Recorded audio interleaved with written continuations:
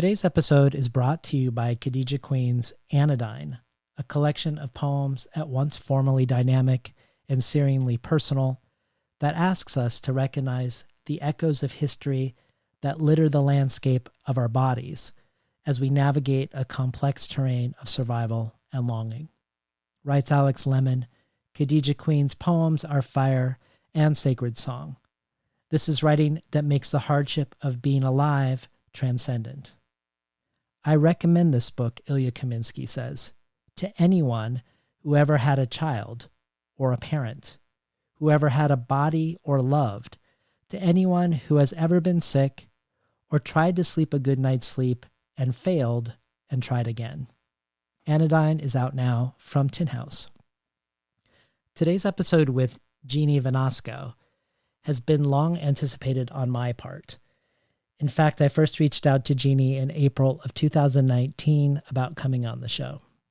I was excited then to discover that she was not only already a big fan of Between the Covers, but that she used many of the episodes in her creative nonfiction classes at Towson University.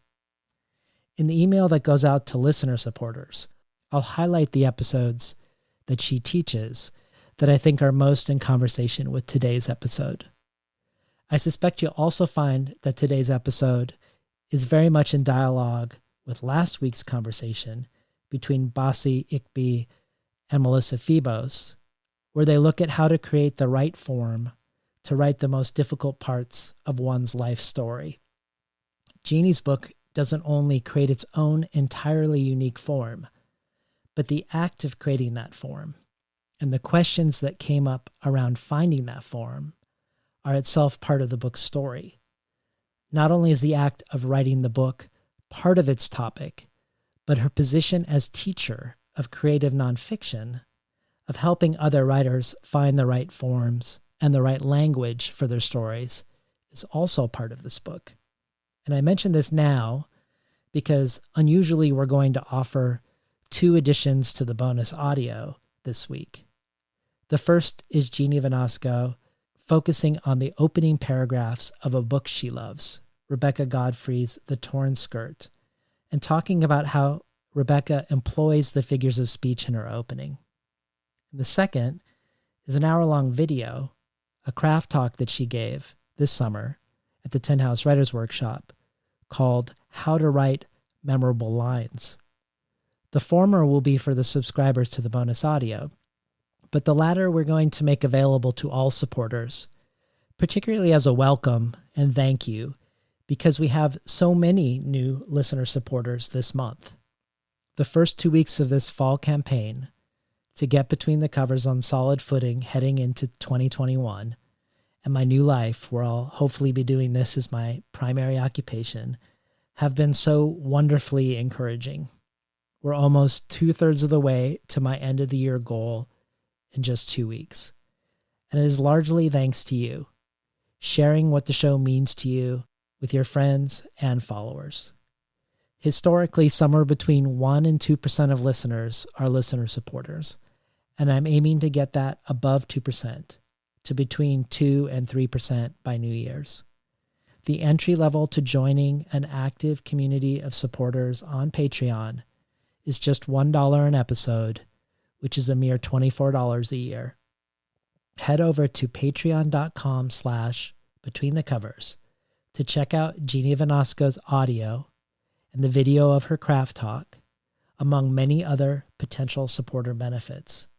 Again, this can all be found at patreon.com/betweenthecovers. Enjoy today's program with Jeannie Vanasco.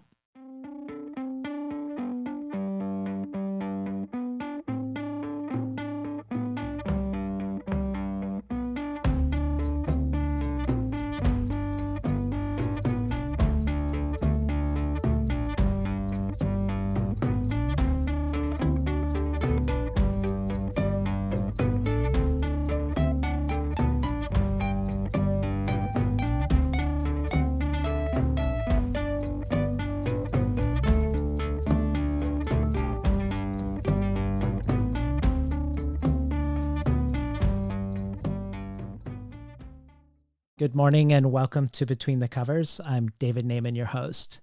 Today's guest is the writer Jeannie Vanasco. Vanasco has a BA in creative writing with an emphasis in both poetry and fiction from Northwestern University, an MFA in poetry from NYU, and an MFA in creative nonfiction from Hunter College. Vanasco is a professor of English teaching creative nonfiction at Towson University outside of Baltimore, and her writing has appeared everywhere from The Believer and The New York Times to The New Yorker and The Times Literary Supplement. Her debut memoir from Tin House Books, The Glass Eye, was praised by the New York Times Book Review as a hypnotic, haunting exploration of perception, memory, and the complexities of grief. The Glass Eye was an Indie Next pick, a Barnes & Noble Discover Great New Writers pick, and was selected by Poets and Writers as one of the 5 best literary nonfiction debuts of 2017. Jeannie Vanasco joins me today on Between the Covers to talk about her second book, her second memoir, and her second book with Tin House called Things We Didn't Talk About When I Was a Girl. Things We Didn't Talk About When I Was a Girl was not only a New York Times editor's choice, a Paris Review staff pick, and a Rumpus Book Club pick. It was also named a Best Book of the Year by everyone from Time Magazine to Esquire, from Book Riot to Amazon, from Kirkus to the Feminist Book Club, among many others. Adrian Westenfeld for Esquire says, "In this singular, gutting memoir, perhaps the most important book of the season, Vanasco interviews her own rapist. 14 years later, Vanasco and the high school friend who raped her struggle together through the landmines of a harrowing conversation about consent, betrayal, and rehabilitation. This book lives masterfully in the messy, liminal space between punishment and forgiveness, asking us to consider the path forward from the unthinkable." Kelsey O'Rourke for Literati Bookstore adds, "We are witness to Vanasco thinking through her own internalized misogyny, the ways, both minute and large, in which rape culture has persuaded and distorted the thinking of both rapist and victim. A conversation between 2 experiences of an event that adds such a deep level of nuance to this conversation that nearly every page of my copy is dog-eared." Carmen Maria Machado says, "It's hard to overstate the importance of this gorgeous, harrowing, heartbreaking book." Melissa Febos adds, "I wish everyone in this country would read it." And finally, Sophia Shalmayev calls Things We Didn't Talk About When I Was a Girl a literary feminist miracle. Welcome to Between the Covers, Jeannie Vanasco. Thank you for having me, David. So, after my last interview with Carmen Maria Machado, I drove her to her hotel, and while we were driving, I mentioned some of the people who I had upcoming plans to interview. And when I mentioned your name, her eyes lit up, she became very animated, and the rest of our drive was Carmen talking about how she felt her book, In the Dream House, and your book were in conversation, how they were kindred projects. And she could have said this because they were both about abuse. She could have said this because they both expand the scope in terms of the conversation. But what she spoke about with me was not the similarities in subject, but rather what they shared formally, the ways you both approach the topic as writers. More specifically, she talked about how in both books we are witnessing the mind of the writer as the writer constructs the book. In other words, the construction of the book and the process of its construction, how to put these experiences into language, into words, into story, is also in some way its subject. This also to me seems true about your first book, The Glass Eye. So I'd be interested in hearing if Carmen's sentiments ring true for you, and if so, if you could talk about why creating a meta-narrative, why revealing the book's scaffolding was attractive for this project. Well, that's great to hear. I'm a huge fan of Carmen's writing, and I've taught her book, and I'll be teaching it again.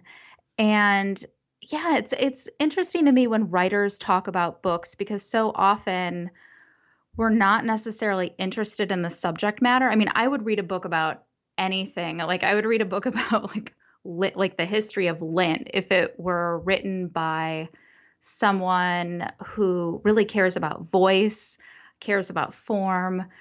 And yeah, I mean, I definitely think of my writing as engaging with like meta narratives, though I don't necessarily think of it as being I mean, one could say like all writing is experimental, and but I don't think of my writing as being as edgy as some people have said. I mean, I like that that some people think I'm doing something very different, but for me in creative nonfiction, it seems to me that commenting on the writing of the book that doesn't seem that wild to me because usually in nonfiction, we're not, unless we're doing something really experimental as authors, we're usually not trying to make the reader forget that we, the writer, exist.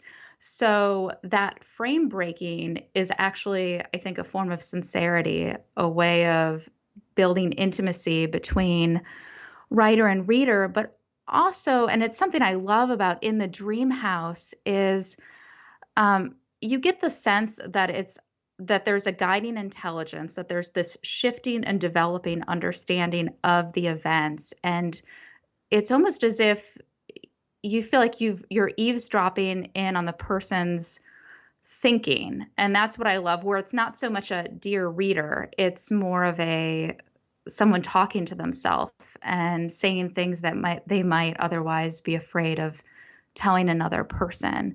And so for me, that's the sort of writing I love where it just seems like there aren't any barriers. There's an openness.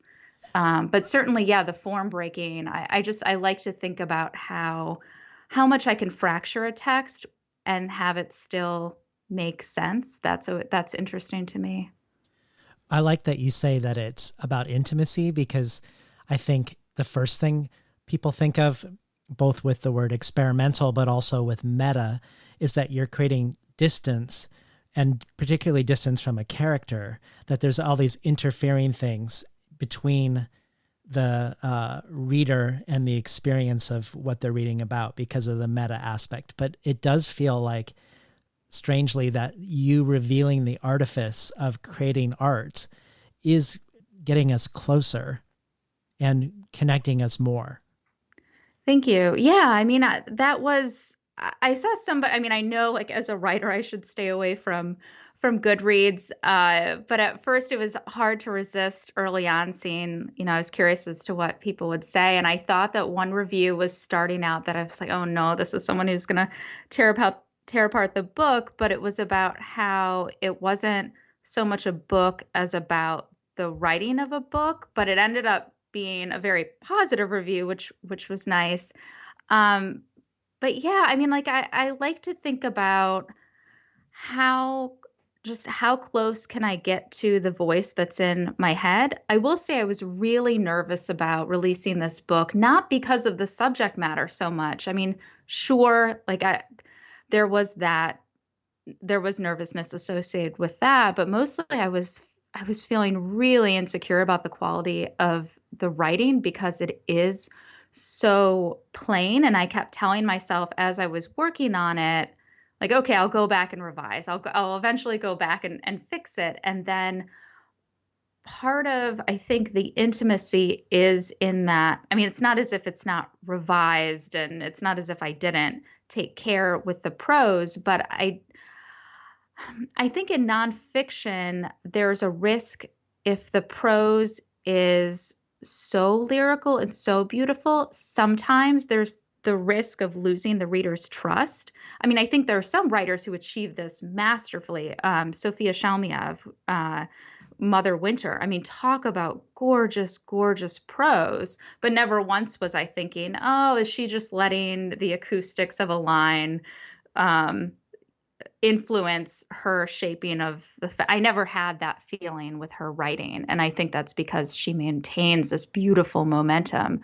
But yeah, I mean, I think I was nervous about releasing this book because of the subject matter, but more so, I really was I was afraid of that the writing was so plain, uh, that I don't know, that I Yeah. was preparing myself for that criticism. Well, I suspect I'm going to return to this statement in light of a couple things that I'm going to bring up later in the conversation about a whole bunch of different things that I'm going to bring up. But I want to take this fear that you have and sort of loop it into this question of meta narratives, because one of the ways I see your books is kindred books, your and Carmen books, that relates to both meta structures and also to this anxiety you have about the book coming out, is around the question of failure. Carmen and I talked a lot about how her book creates this sense of uncertainty and hesitation at the beginning. So it opens with this gauntlet of tons of epigraphs and then this description of why she hates prologues. And then after her talking about why she hates prologues, there's a prologue. And given that the book is explicitly about writing into the absence of an archive of writing about queer partner abuse, each of the chapters, which adopts and then discards another genre or another metaphor, can sort of be seen as a failure to capture what is going on for her. So she tries on a genre and she tries on a metaphor, and each individual chapter doesn't in and of itself capture in language what she wants. But the book as a whole, I think, is an utter success. And your book engages with failure on many different levels. And I hadn't thought about this question about this anxiety you had about the plainness versus the how lyrical or how polished it is, but I think this would fit in. And I kind of want to touch on various levels in which your book engages with failure. But the first one that comes to mind when I encounter the opening sentence of part one, the opening sentence of part one is, "I already predict failure." And the first place I go with that is the cultural and political level out in the world for survivors of rape, that only 0.7% of rapes or attempted rapes result in felony conviction, where it often seems like the woman is on trial more than the accused. And when hundreds of thousands of rape kits across the country go untested, the absence of evidence beyond testimony sort of becomes a self-fulfilling prophecy. So starting with "I already predict failure" seems to me like an eminently reasonable position to start from. But I didn't know if that's where you were starting. Is that one of the valences that is informing that opening sentence of the book? That's interesting. Oh, you asked the best questions. I think with predicting failure, I mean, there were a lot of ways in which I thought the book would fail. I mean, I thought he wouldn't reply, or he would deny what happened, or I mean, I think that was on my mind when I was thinking about failure.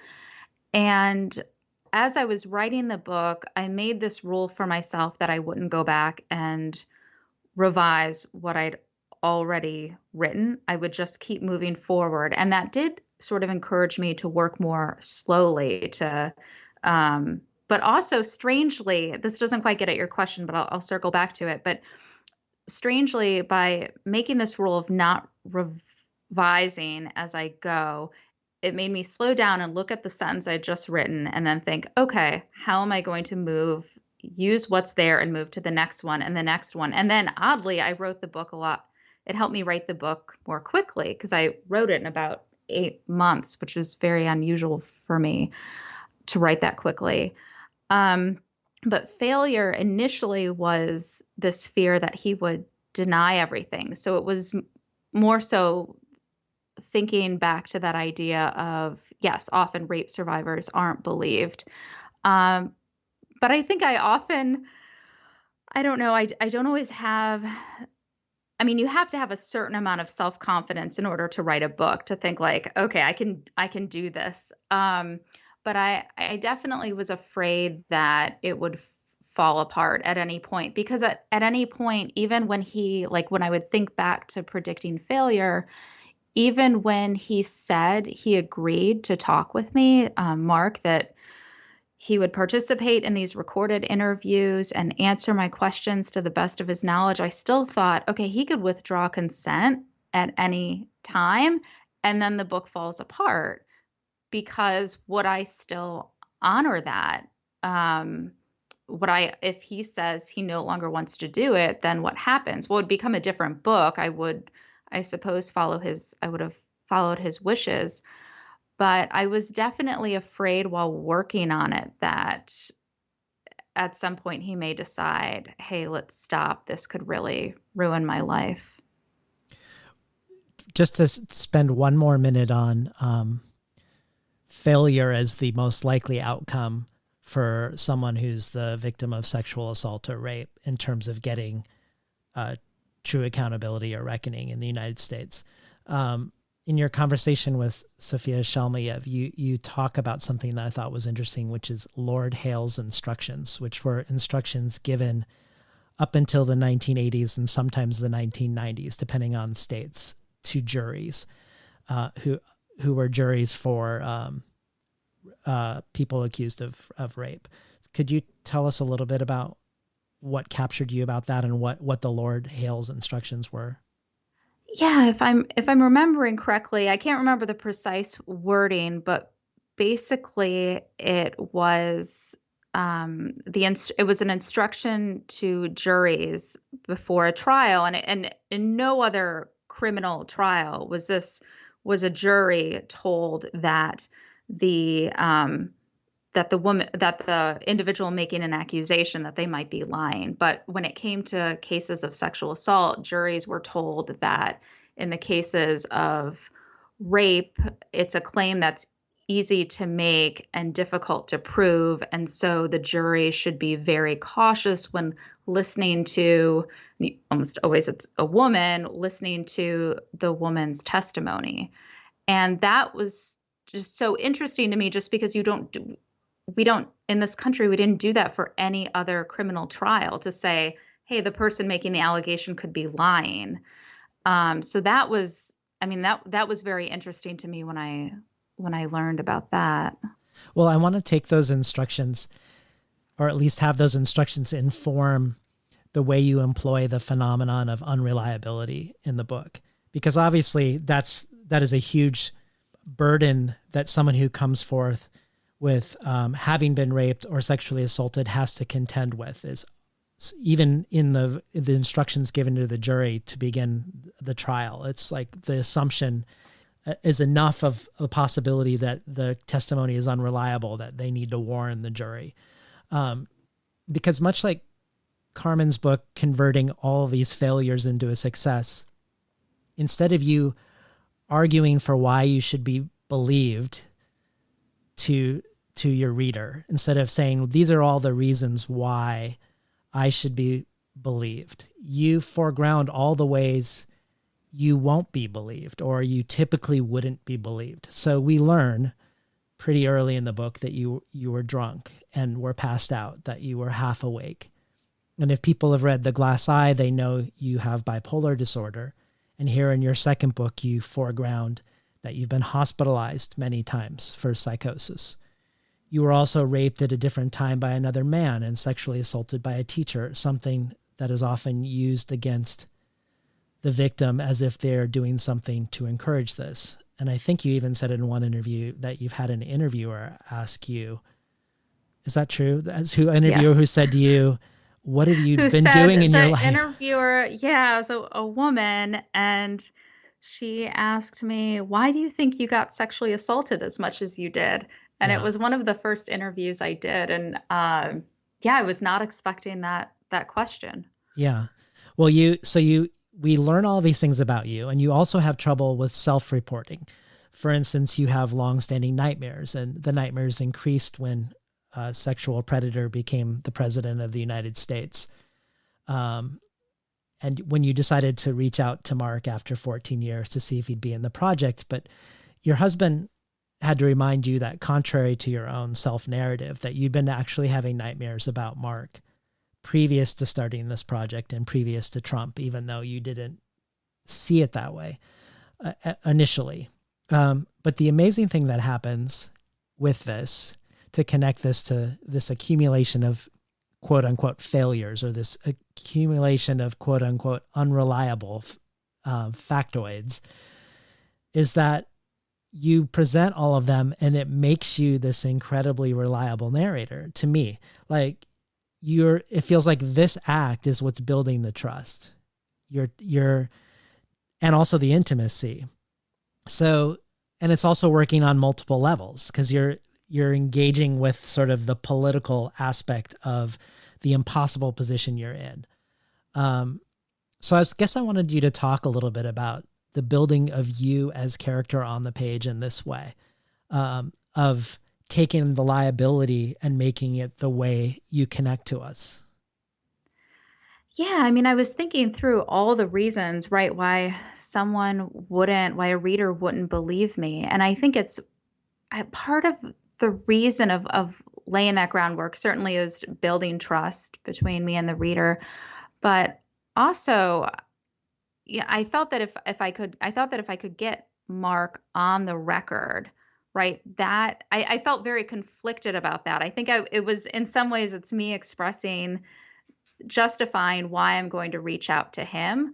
Like, there are all of these reasons why I won't be believed, but if I can get the perpetrator on the record and to agree to recorded interviews, then how can anyone dispute what happened to me if he admits it? So I think part of it was also thinking about why a reader would be angry that I would give him a voice at all. And I know there are some people, right, who I certainly did get some hate mail about this, about giving Mark a voice, giving a perpetrator a voice. But I felt like because there were all of these things working against me in terms of my reliability, the fact that, anyone who's read The Glass Eye, or I think the New York Times had put, I hated the title of it, but this modern love piece I wrote, My Platonic Romance in the Psych Ward. So if somebody like Googled me, they immediately also, even if they hadn't read The Glass Eye, they would know about my history with bipolar and with psychosis. So I think I listed all of those things because it's also a lot of people I know, a lot of women I know haven't reported their attacks because it's a common response. Like, you think about all the reasons why someone will think you're lying. And so certainly laying out all of those reasons was important in terms of building intimacy between me and the reader and building trust, but also serving as a sort of justification for why I think I'm going to reach out to him and talk to him, because that is what it wasn't reaching out to him that scared me, actually. Like, I wasn't that worried about talking to him. It was more so I was worried about how it would be received, my talking to him. Mm-hmm. Well, could we hear a section near the beginning called There Are Gaps? Sure. Let's see. There are gaps. I already predict failure. I'm afraid he'll say no, or even worse, ignore me. But why wouldn't he agree to speak with me? He owes me that much. I could disguise his identity, change his name. Combing a naming dictionary for some rough translation of friend, I first land on Aldwin, old friend. I picture a knight, an 11th century Norman invader, a sorcerer in a fantasy novel, a president of a Martha's Vineyard men's club, a child of artfully tattooed parents. Between 1880 and 2016, the Social Security Administration recorded only 129 babies named Aldwin. My former friend's pseudonym should be common, modern, unassuming. I want readers to know someone with the same name. Phil means friend, but he's not the Phil type. Phil orders everybody drinks. Phil shakes your hand, says, "Call me Phil." Phil's too casual, too laid back. My former friend may have slacked from one day into the next, but he wavered between anxious and depressed. Philip, then? Philip contains friend, friend of horses, but I doubt he ever touched a horse. He preferred the indoors, rarely strained from couch, desk, and bed. His white skin burned easily. Forget name origins. What about the origins of words that are also names, like Nick? Some of Nick's obsolete meanings, reckoning or account, slang for the vagina. But I dated a Nick, in college, briefly, between boyfriends. I'd prefer that memories of Nick, him telling me, I could tell you weren't very cultured when I met you, and how have you not heard of Broken Social Scene? And I don't understand why you won't sleep with me if you like me, not influence this project. Though I like the sound of Nick. So I want a monosyllabic word that works as a name and contains a K. Mark, maybe? Its main definition, a boundary. And that's what this is about, boundaries. Perfect. Mark, then. Why should I protect Mark? I enter his work address in Google Street View. Instead of his pale yellow office building on an industrial one-way street, I aim my view at the clouds and telephone wires. The wires don't line up precisely. There are gaps of just sky. Gaps between communication. I should stop searching for metaphors. Mark and I stopped speaking to one another in college. He was in Ohio studying engineering. I was in Illinois majoring in journalism. He dropped out shortly after we last spoke, which is not to say I'm the reason, or that what happened between us is the reason, but I hope it's the reason, or rather, what he did to me during winter break of our sophomore year is, I hope, the reason. I can't forget. I was passed out. Mark now manages a camera shop. I recently found an online forum where he answers questions about cameras. Someone asked if a blur in a photo can be good, and Mark replied, if the intent is to give an abstract rendering for some artistic reason, then it's acceptable. When no such intent exists, it's merely bad technique that has caused something that should be sharp to blur. If he could photograph that night, would he blur it? Where would he blur it? My memory is blurry, there are gaps. But I know what he did, and he does too. The next day, or maybe a few days later, he apologized. I should not have done that to you. I am so sorry. It was not okay. Can you ever forgive me? I said I could. I said I would. I told him to read J.D. Salinger's Franny and Zoe, my favorite novel back then. I cringe at the memory. He read it and told me it reminded him of us. But no one in the book carries his drunk friend into a basement, takes off her clothes while she's passed out, fingers her, masturbates over her while she cries, and tells her, it's just a dream. I'm so glad you liked the book, is what I said. A year later, Mark dropped out of college. He moved back home, tried therapy, became a mechanic. At least this is what his dad told my mom. By then, our friendship had ended, though I doubt his parents and siblings knew why. Friends grow apart, is probably what they thought. As with many things after my dad died, I never told my mom. Mark, according to LinkedIn, returned to college, earned a bachelor's in interdisciplinary studies, and, several years later, a master's in civil engineering. When we were friends, I told him, someday you'll become a famous engineer. You'll discover a formula so complicated that high school students will write it on their wrists before exams. Every time I think about him, I feel pissed off and sad. I understand now why nostalgia, for hundreds of years, was considered a chronic mental illness. I want to hate him, but I can't. Been listening to Jeannie Vanasco read from Things We Didn't Talk About When I Was a Girl. We do get, you mentioned the big fear of failure on the political level, which is giving a platform to someone who raped you, giving him any space or on somewhat on his terms and somewhat not on his terms.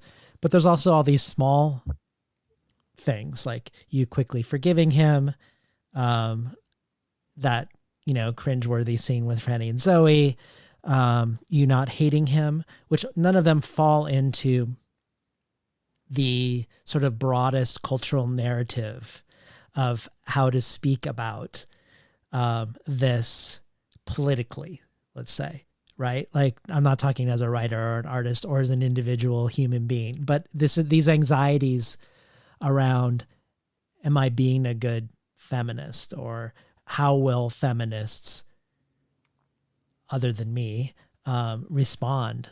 How big of an anxiety was it? How did you engage with it as you wrote?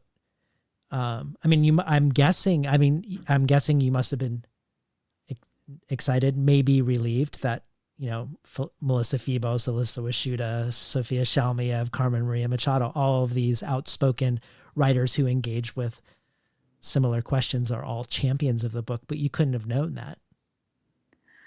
I was terrified when I would ask, I am someone who always, there were times like I chose not to apply for certain things because they require letters of recommendation. So I'm not good at asking for things like that. So when I reached out to some writers to ask if they'd be willing to blurb the book, I think I prefaced it with, telling them what it was about, no hard feelings if they felt uncomfortable doing so, and I was really terrified that everyone would come back and say, like, how could you do this? This is a huge betrayal to everything that feminists, or, not everything, but this is a huge betrayal to the feminist movement. And it was a relief that, for the most part, people were really supportive, right? And writers whose work, I love and admire and teach. That was exciting for me. But I assumed I would get some pushback, and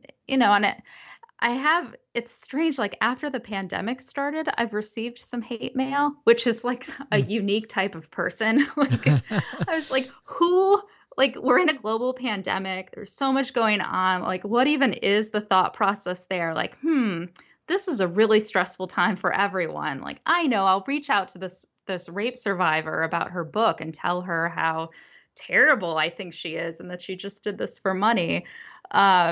But for the most part, the response has been overwhelmingly positive. But, as a writer, sometimes the things that get stuck in your head are the negative ones. Right.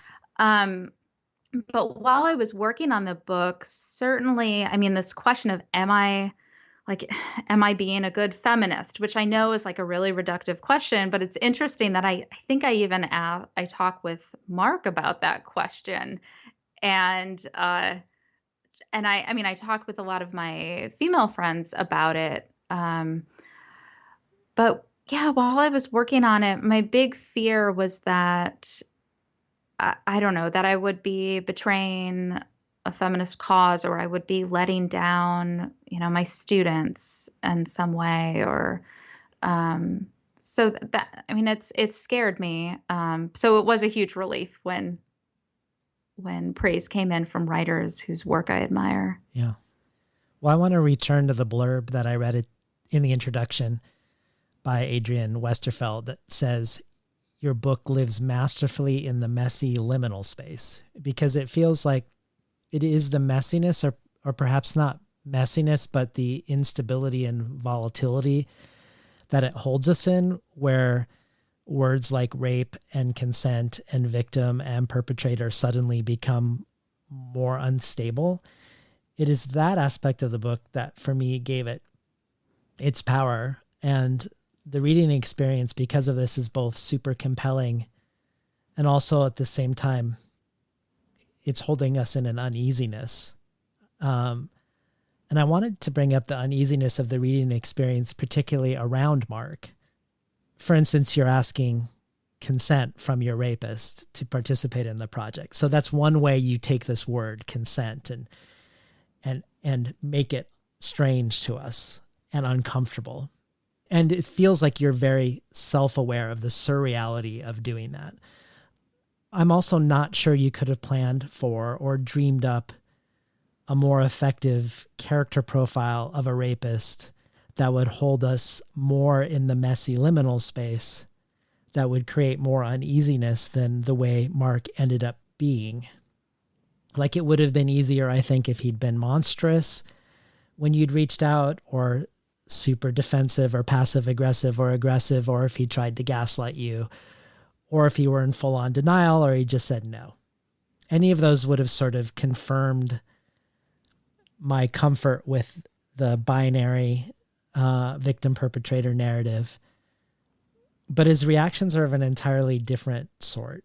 And later in the conversation, I want to go into what true accountability would look like, and what your thoughts are on restorative justice are and punishment.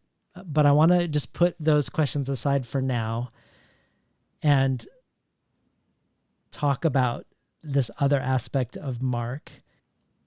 He not only agrees to participate, he agrees to be recorded. He signs a waiver without needing to read your book. He tells you that you shouldn't go easy on him because he doesn't deserve it. He's willing to use the word rape to describe what happened when you're still feeling uncertain about whether to use the word. And when you meet up with him again after 14 years, it is also clear that your life seems to have a trajectory, whereas his seems to have sort of stalled out. He's stuck, rather self-isolated, without a great sense of a future. And this puts the reader, at least it puts this reader, in a weird place of sometimes, against my own desire, feeling sympathy for Mark, of experiencing, maybe as a first response in some of these interactions, the way he cares for you or cares about what happened that he did. So I wanted you to talk about Mark as character in this book, and also whether his responses in this regard presented writer challenges for you on how to write it. Like, whether something about the encounter and him having all of these qualities, how much of that was, you knew him, but how much of that was anticipated, and how much of it was, okay, how am I going to adjust my project around what he says to accommodate for this response from Mark, which in certain regards is he's game to participate and own up, at least in a recording with you and then in this book, that he did what he did, and name it with the legal vocabulary that would describe it. Yeah, it's interesting. I'll answer your question, but it got me thinking about how some emails I've received from readers, a couple of people asking me why I didn't prioritize writing about the friend who raped me in my 20s. And ultimately, the project comes down to language. And that's why it was actually very strange to say validating when Mark was willing to use the word rape. But because for the situation, like the encounter I had with Mark, I felt a lot of insecurity around using that word, because he used his fingers. And it was a big realization for me to think about how I had been prioritizing his body and thinking about which part he used and not my body, which part he violated.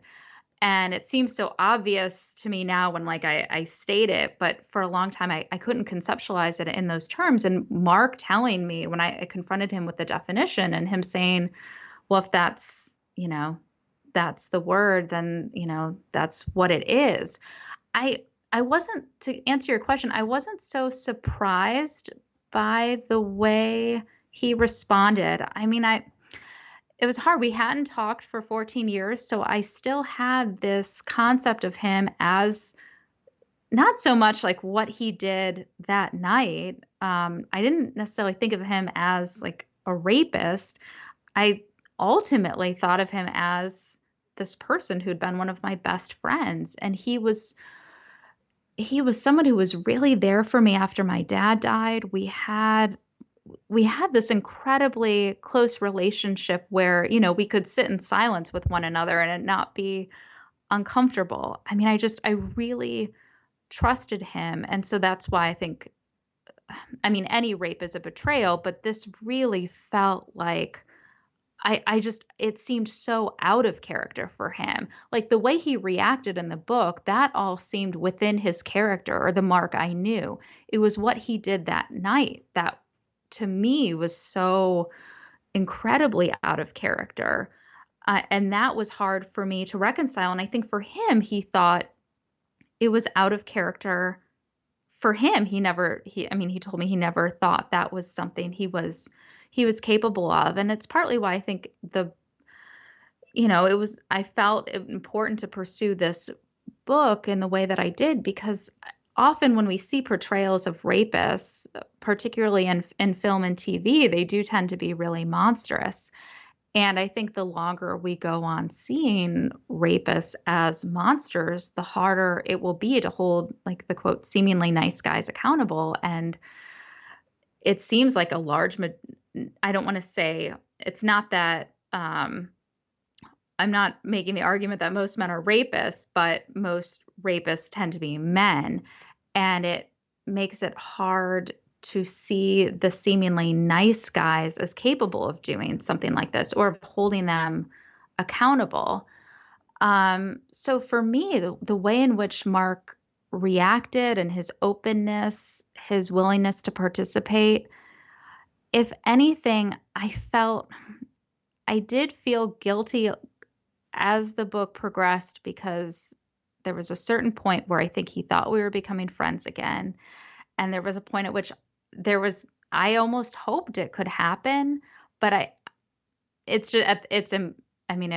just felt impossible. But I think he really thought we might carry on this relationship, this friendship. And I did feel like I was betraying him. And I had these conversations with my partner, Chris, about it. And he's like, no, you were open with him. You were upfront that this is what you were doing. But it was hard for me to stop thinking of Mark as someone who'd been one of my best friends, for 5 years. So yeah, he seemed to have acted entirely within character when I was interviewing him. Yeah. Well, there's a million things that I want to talk about regarding the transcripts of your recorded conversations with Mark, because the transcripts are doing a ton of work in this book.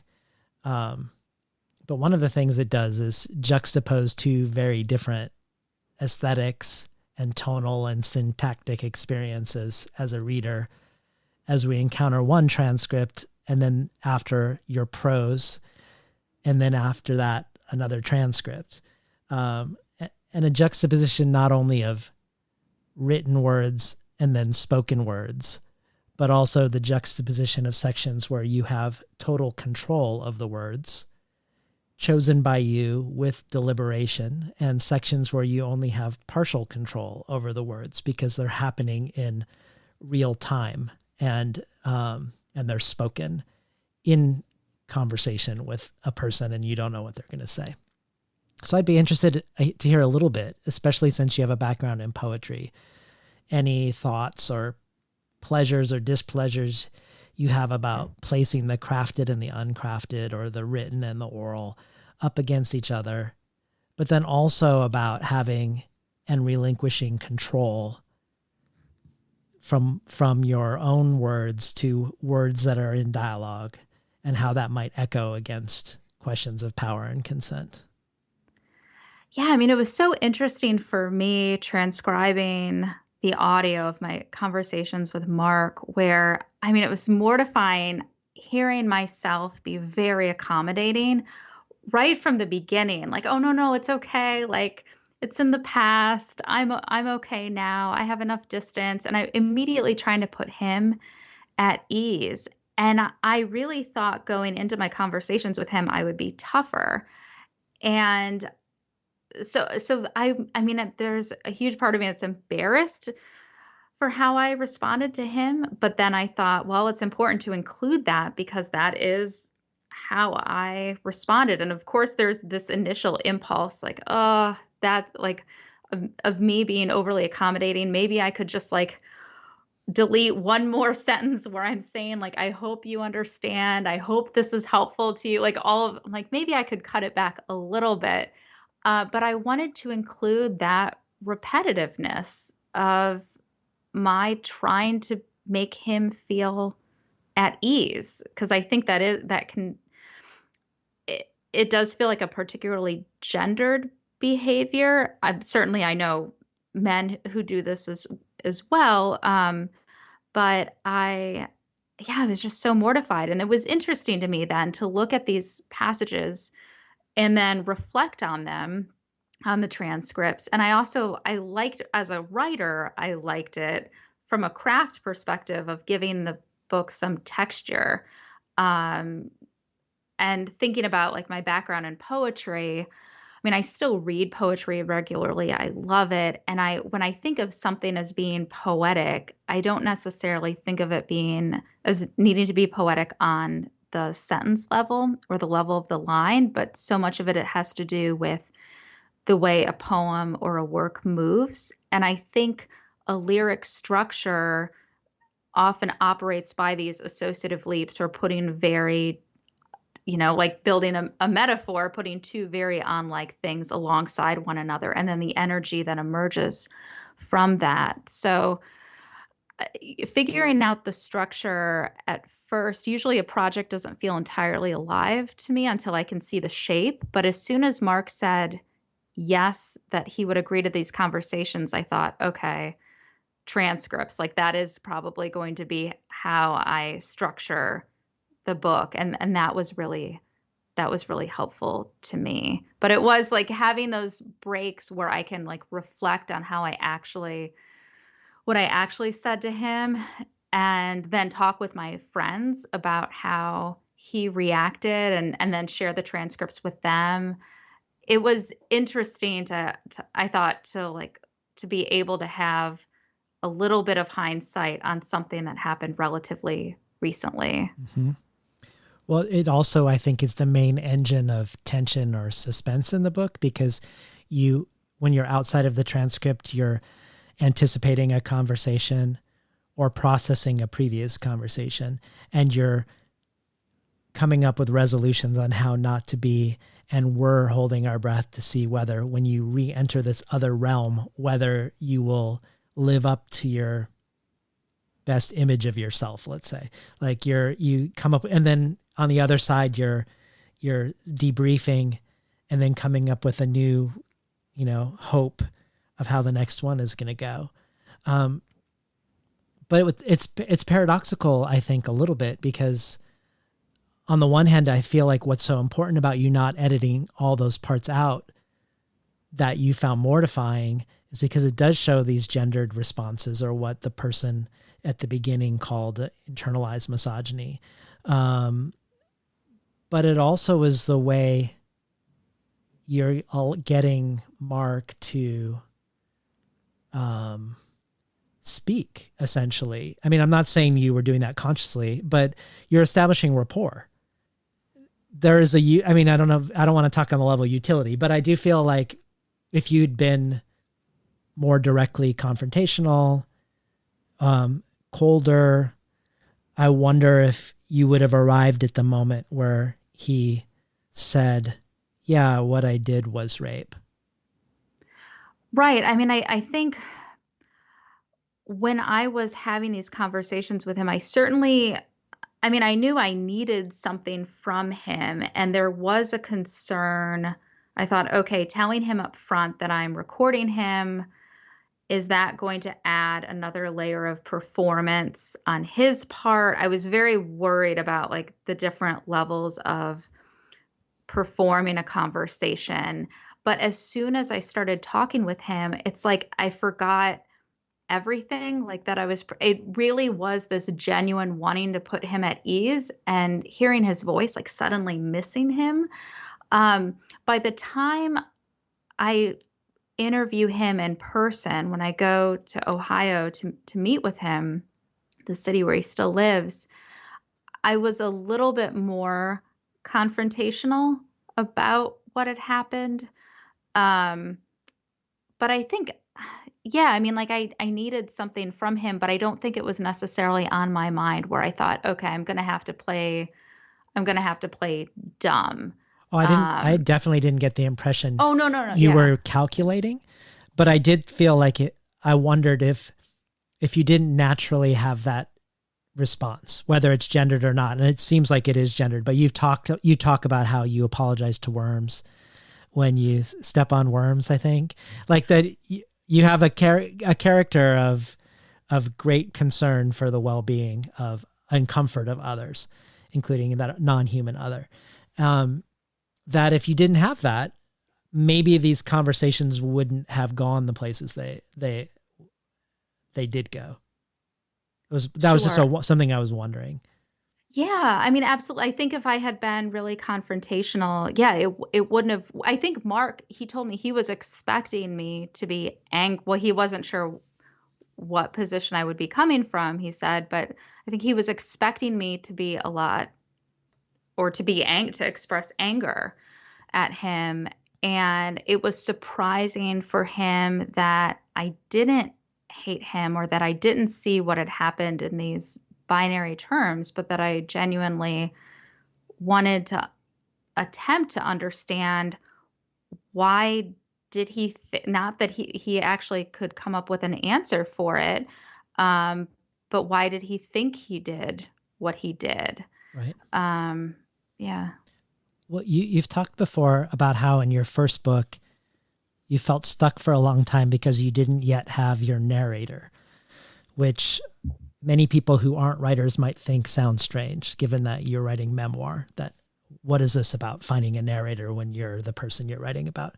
But you talked about not being able to find your quote unquote narrative present, the I now and the I then that Virginia Woolf talks about in her unfinished memoir. You didn't know your I now, or when your I now turned into an I then.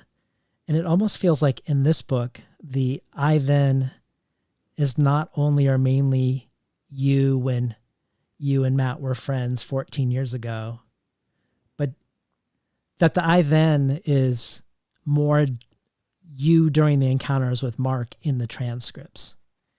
And the I now is you sorting through how they went and how they might go next time. So I don't know if you feel that's true, but either way, I was interested in your thoughts about the narrator in this book, because your first book took 10 years to write. This book took, I think, 8 months. Is that right? 8 months. Yeah. So considerably less. So I suspect you didn't have the same issues finding the I now and the I then this time. But do you feel like the fact that you were writing it with far less time elapsing as you did, that played a role in the sense also of the book being created and lived through in real time? Absolutely. I think that's so insightful. I hadn't really thought about it in those terms. So thank you. That might actually help me with something I'm working on right now. Um, yeah, I mean, I think like writing memoir is very difficult because if we look at constructing characters, I mean, each of us is an accumulation of past selves. I like to believe that people change or capable of change. And so you're often dealing with a lot of different I thens, or, if you're writing about others, you're also thinking about them in the context of their past selves. With this book, I think it was a lot easier because Mark said yes, I could confine part of the plot, part of like the making meaning of events. It was almost like making meaning of a conversation about the past events. So it actually allowed me to do that extra work of reconstructing a past self, tucking that within a past, which is the frame of the conversation, the transcripts. Um, yeah, I mean, the first book took me a long time to write. Partly I was 18 years old, and it was I had this deathbed promise to my dad, which I don't even think he heard me say, like, I promise I'll write a book for you. So I mean, at 18, I didn't know how to write a book. So it did take me a long time, and I never thought I would write memoir. I mean, I thought of that as a genre back then, that like, oh, politicians write memoir or celebrities. I didn't think of that as a genre that was open to me. So I think once the Glass Eye, I still really struggled with because I was working on it over such a long period of time and working out like what genre is it? What is it even really about? What are the questions I'm exploring? It took me a long time because I'd think that I'd have the narrator, like the voice, and I'd get this stark tonal shift. So with the second book, it being confined to a period of 8 months, it did make it easier to manage the voice, but also I think the second book, it's closer to my I mean, I don't want to say that the first book is inauthentic to how I was in any way, but I feel like I got closer to showing my personality on the page with the second book, um, where I was more open to shifting tones and, bringing in more humor. I didn't want it to be just sad, sad, sad, sad, sad. I wanted moments of lightness. So I think doing it over a shorter time period was really helpful. And I mean, if I were to write the book, if I were to return to the story and in 10 years, it would just be a very different book, and it might take me much longer to sort through. So I think having the conversations and having there be like a set time period. I mean, partly I ended it when I did for practical reasons. The school semester was starting, and I just thought, oh, I don't think I can manage this and teach. Um, but that was really helpful to me. Before we leave the topic of transcripts, I want to talk about my favorite effect that they were having. And it's something you've already touched on a tiny bit. And it's the way that I feel like the transcripts become a node for making meaning in the book. Because we get your own analysis of yourself and of your previous encounters with Mark prior to a given transcript, and then the meaning making that happens after an encounter. But it's particularly engaging and interesting because you involve a whole bunch of other people in the act of making meaning.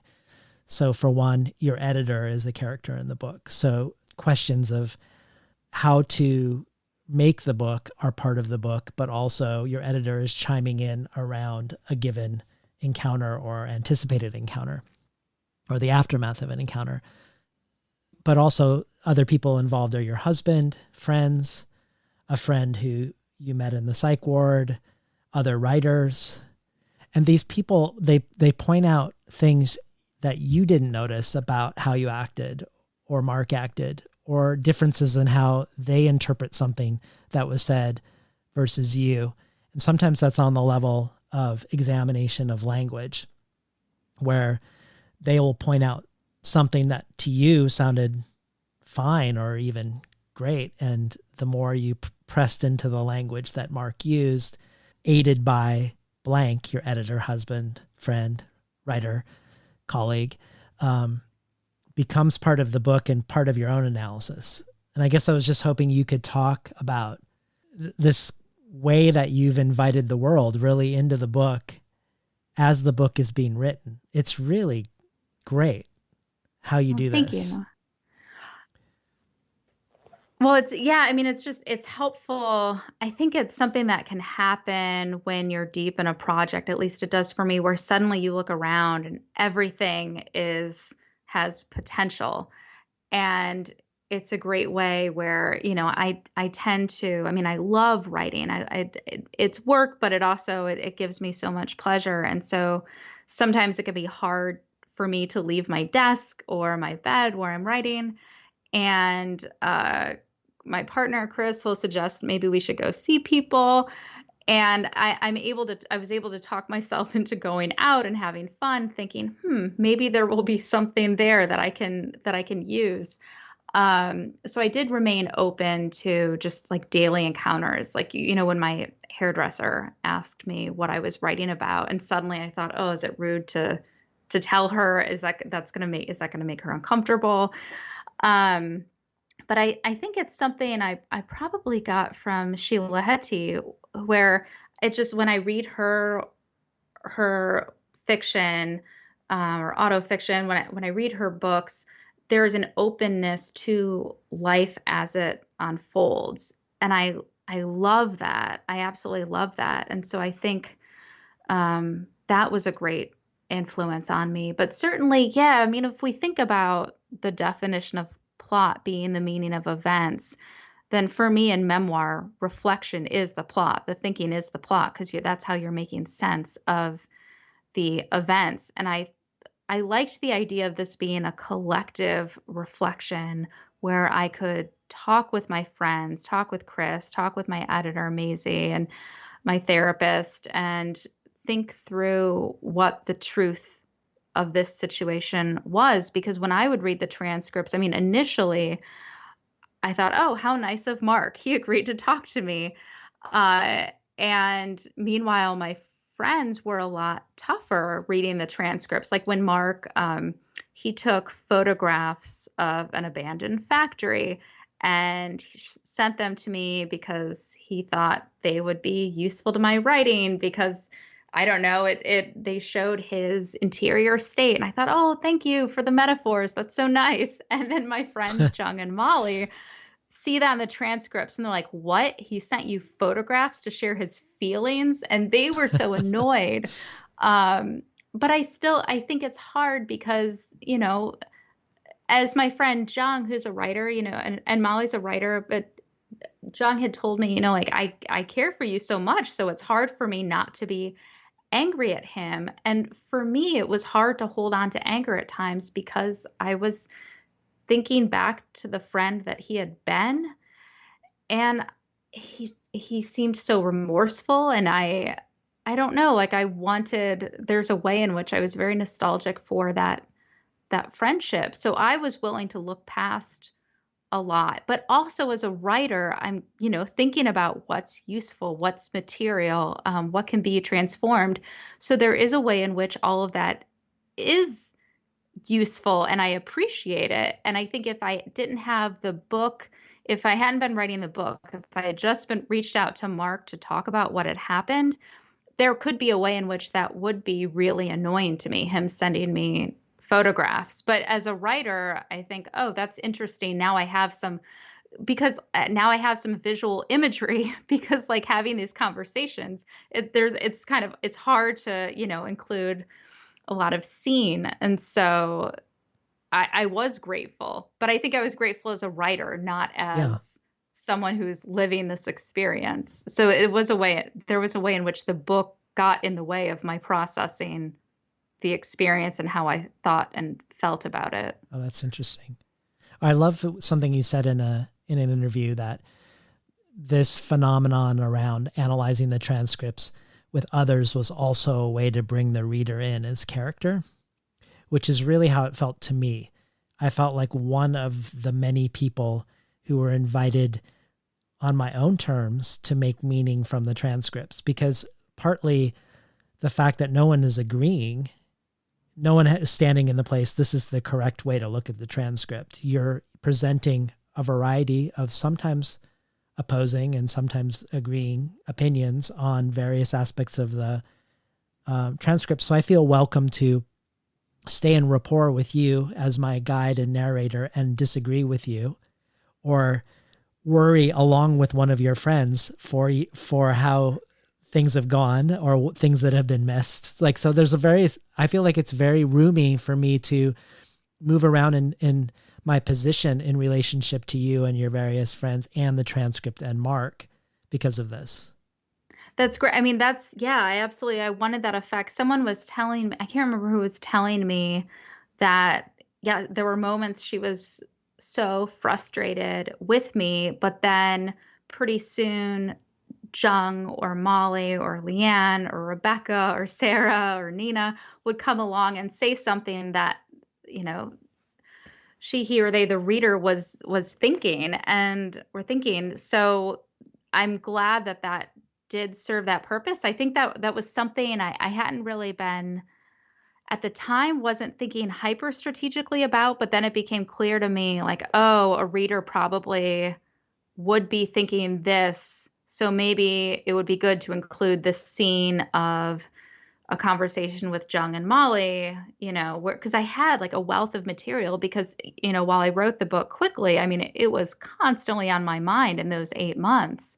So, I mean, I think that can be a big challenge in writing nonfiction because you're not, making stuff up. You're pulling from reality. And if you're paying attention and you're being hyper observant, then there's a lot to choose from. So I would have to think strategically of what would be useful to include, what might the reader be thinking at this moment. And that was something I started to think about more closely as the book progressed. I tried not to think too much about the reader.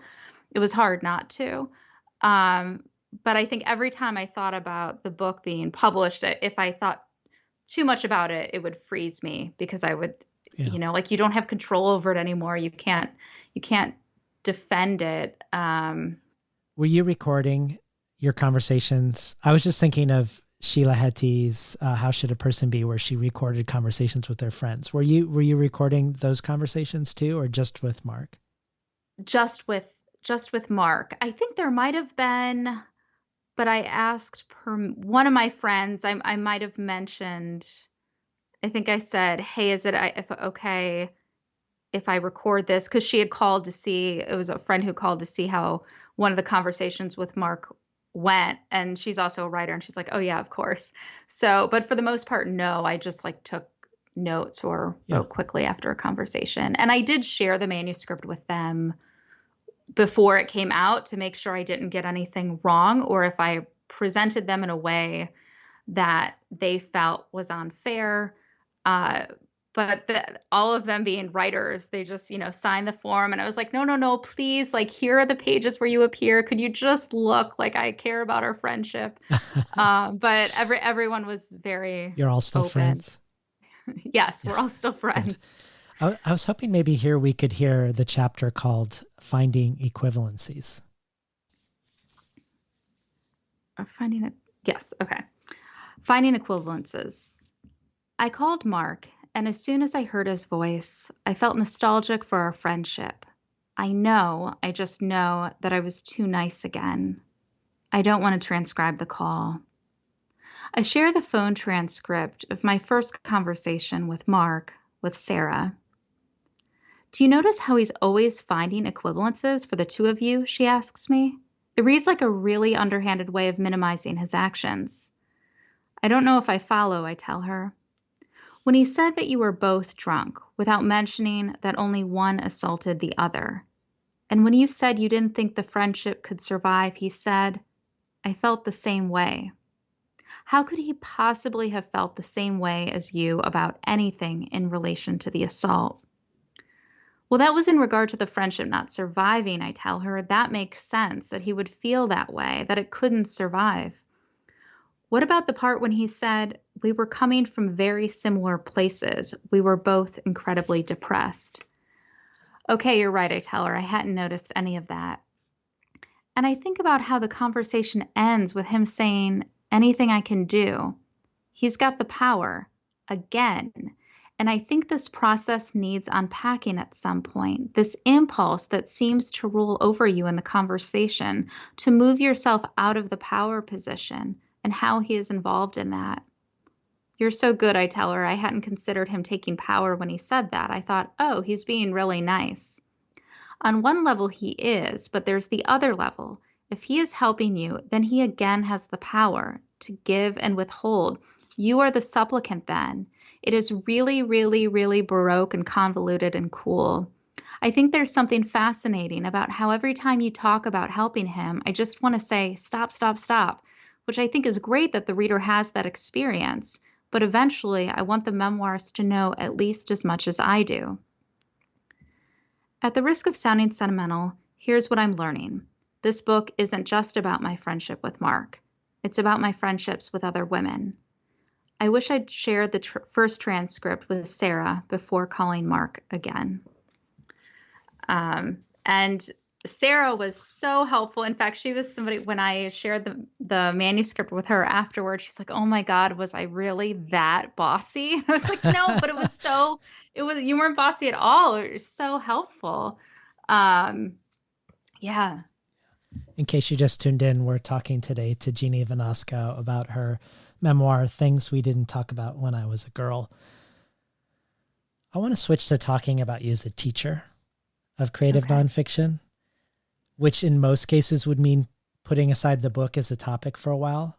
But in this case, that's not true because you're a teacher in the book. So in the book, you aren't just contending with how to write the book and how to edit it, but you're also editing the work of your students in the book as well. But before we talk about writing and teaching creative nonfiction, I just want to say that it is in these scenes with your students where I fully feel, where I fully understand in a way that feels much more tangible than a series of statistics, just how prevalent rape and sexual abuse is. We see how your office hours often become sort of de facto counseling sessions, the gifts that you've collected in your office from grateful students. But all of this is the result of what happens in the classroom with these students, where when you provide an environment for students to write about difficult things in their lives, it produces an innumerable and seemingly never-ending number of essays about their experiences of being raped or assaulted. So I guess I'd be interested in hearing about this in relationship to writing the book, because one of the things you discover is that your students often wonder, like you did, whether what happened to them was rape. And they often make excuses for their rapists, like you do. So in a way, as you edit them and you guide them, you are sort of editing and guiding yourself, it seems to me. That there's this, I don't know if it's meta or not. I mean, we're still in the narrative, but it's very it becomes interestingly self-reflexive, but also somehow embodies the statistic or the phenomenon in a way in story that feels extremely powerful. Thank you. Yeah, I mean, it's always challenging in thinking about writing about a student, right? Because you have to be very aware of the power relationship. And so I would never write negatively about a student or give enough details that someone could identify them. But the one student who I do that with is Hannah, and I had reached out to Hannah's parents to get permission and make sure they were okay with my mentioning Hannah in the manuscript, because she as a student was so important. She was on my mind. I mean, she's still on my mind, especially with the semester starting next week.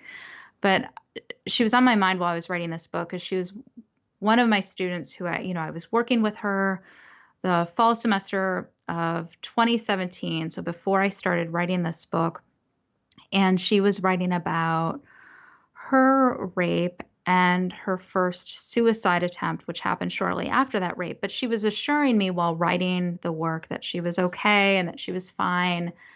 And I believed her. And I mean, I was in office hours with her, I mean, at least 2 or 3 times a week, every week. And I really developed this close relationship with her. And then over winter break after that semester, I received news that she had killed herself. And it was interesting. I was able to get really angry. It was in thinking about Hannah where I could access anger at Mark suddenly, where I would think about just how I often wondered, like, does Hannah's rapist, does he know she's dead? Because she had transferred schools. She had been, after she was raped, she transferred out of her small liberal arts college to Towson, where I teach, so she could be closer with family or closer to family. And I just, I don't know. I really thought that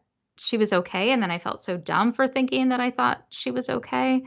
And it's hard because every semester I'll have between, 60 and 80 students in classes, and they're all writing. I'm teaching creative nonfiction primarily, and a lot of them choose to write about really difficult subjects. And so I get to know them very quickly. And it does, well, I'm so appreciative that they trust me with their stories, but I end up entering into these really difficult moral quandaries of, technically I'm a mandatory reporter. If a student so much as mentions they've been sexually assaulted at any point in time, apparently, even if it's before they came to the university, I am supposed to report it, whether the student wants me to or not. And I feel I have a lot of complicated feelings surrounding mandatory reporting. Um, and so it gets to be very difficult because students want to write about some of these subjects, but they also don't want to report them. They want to write about them in an artful way. And some universities separate creative writing from the Title IX, from needing to report cases to Title IX. Some don't. But with my students, it's just heartbreaking how many rape essays I get every semester. And then since the book came out, so fall 2019, then spring 2020, I had some students who came to me in office hours saying they enrolled in my class because they want to write about their rapes and they read my book, and is that okay? And so it does get to be a lot because I want to both be empathetic and understanding and respect that they're putting themselves out there. I want to also help them become better writers. It's why I just don't grade drafts. I don't grade anything in progress. And I tell the students, if you want to know what the hypothetical grade would be, were you to turn this in for your final essay, I will tell you. But I don't like attaching grades. I wish I didn't have to attach grades to anything, that I could just provide feedback. But it does get to be, it just gets to be really devastating because I get so close with these students and it's, I don't know, it's hard because they're at that age I was when Mark raped me, and and they're having the same questions I was having, like, is this rape? Is it sexual assault? And they're saying the same things I said. They're like, well, I was drinking, he was drunk, he otherwise is like this really great person, or I don't want my parents to find out. It's so complicated. And I don't know, it gets to be, it is difficult to take in so many stories of trauma. And it's not that I don't want my students to write about these subjects. It's just, I often need a breather. And it's the sort of work that I think a lot of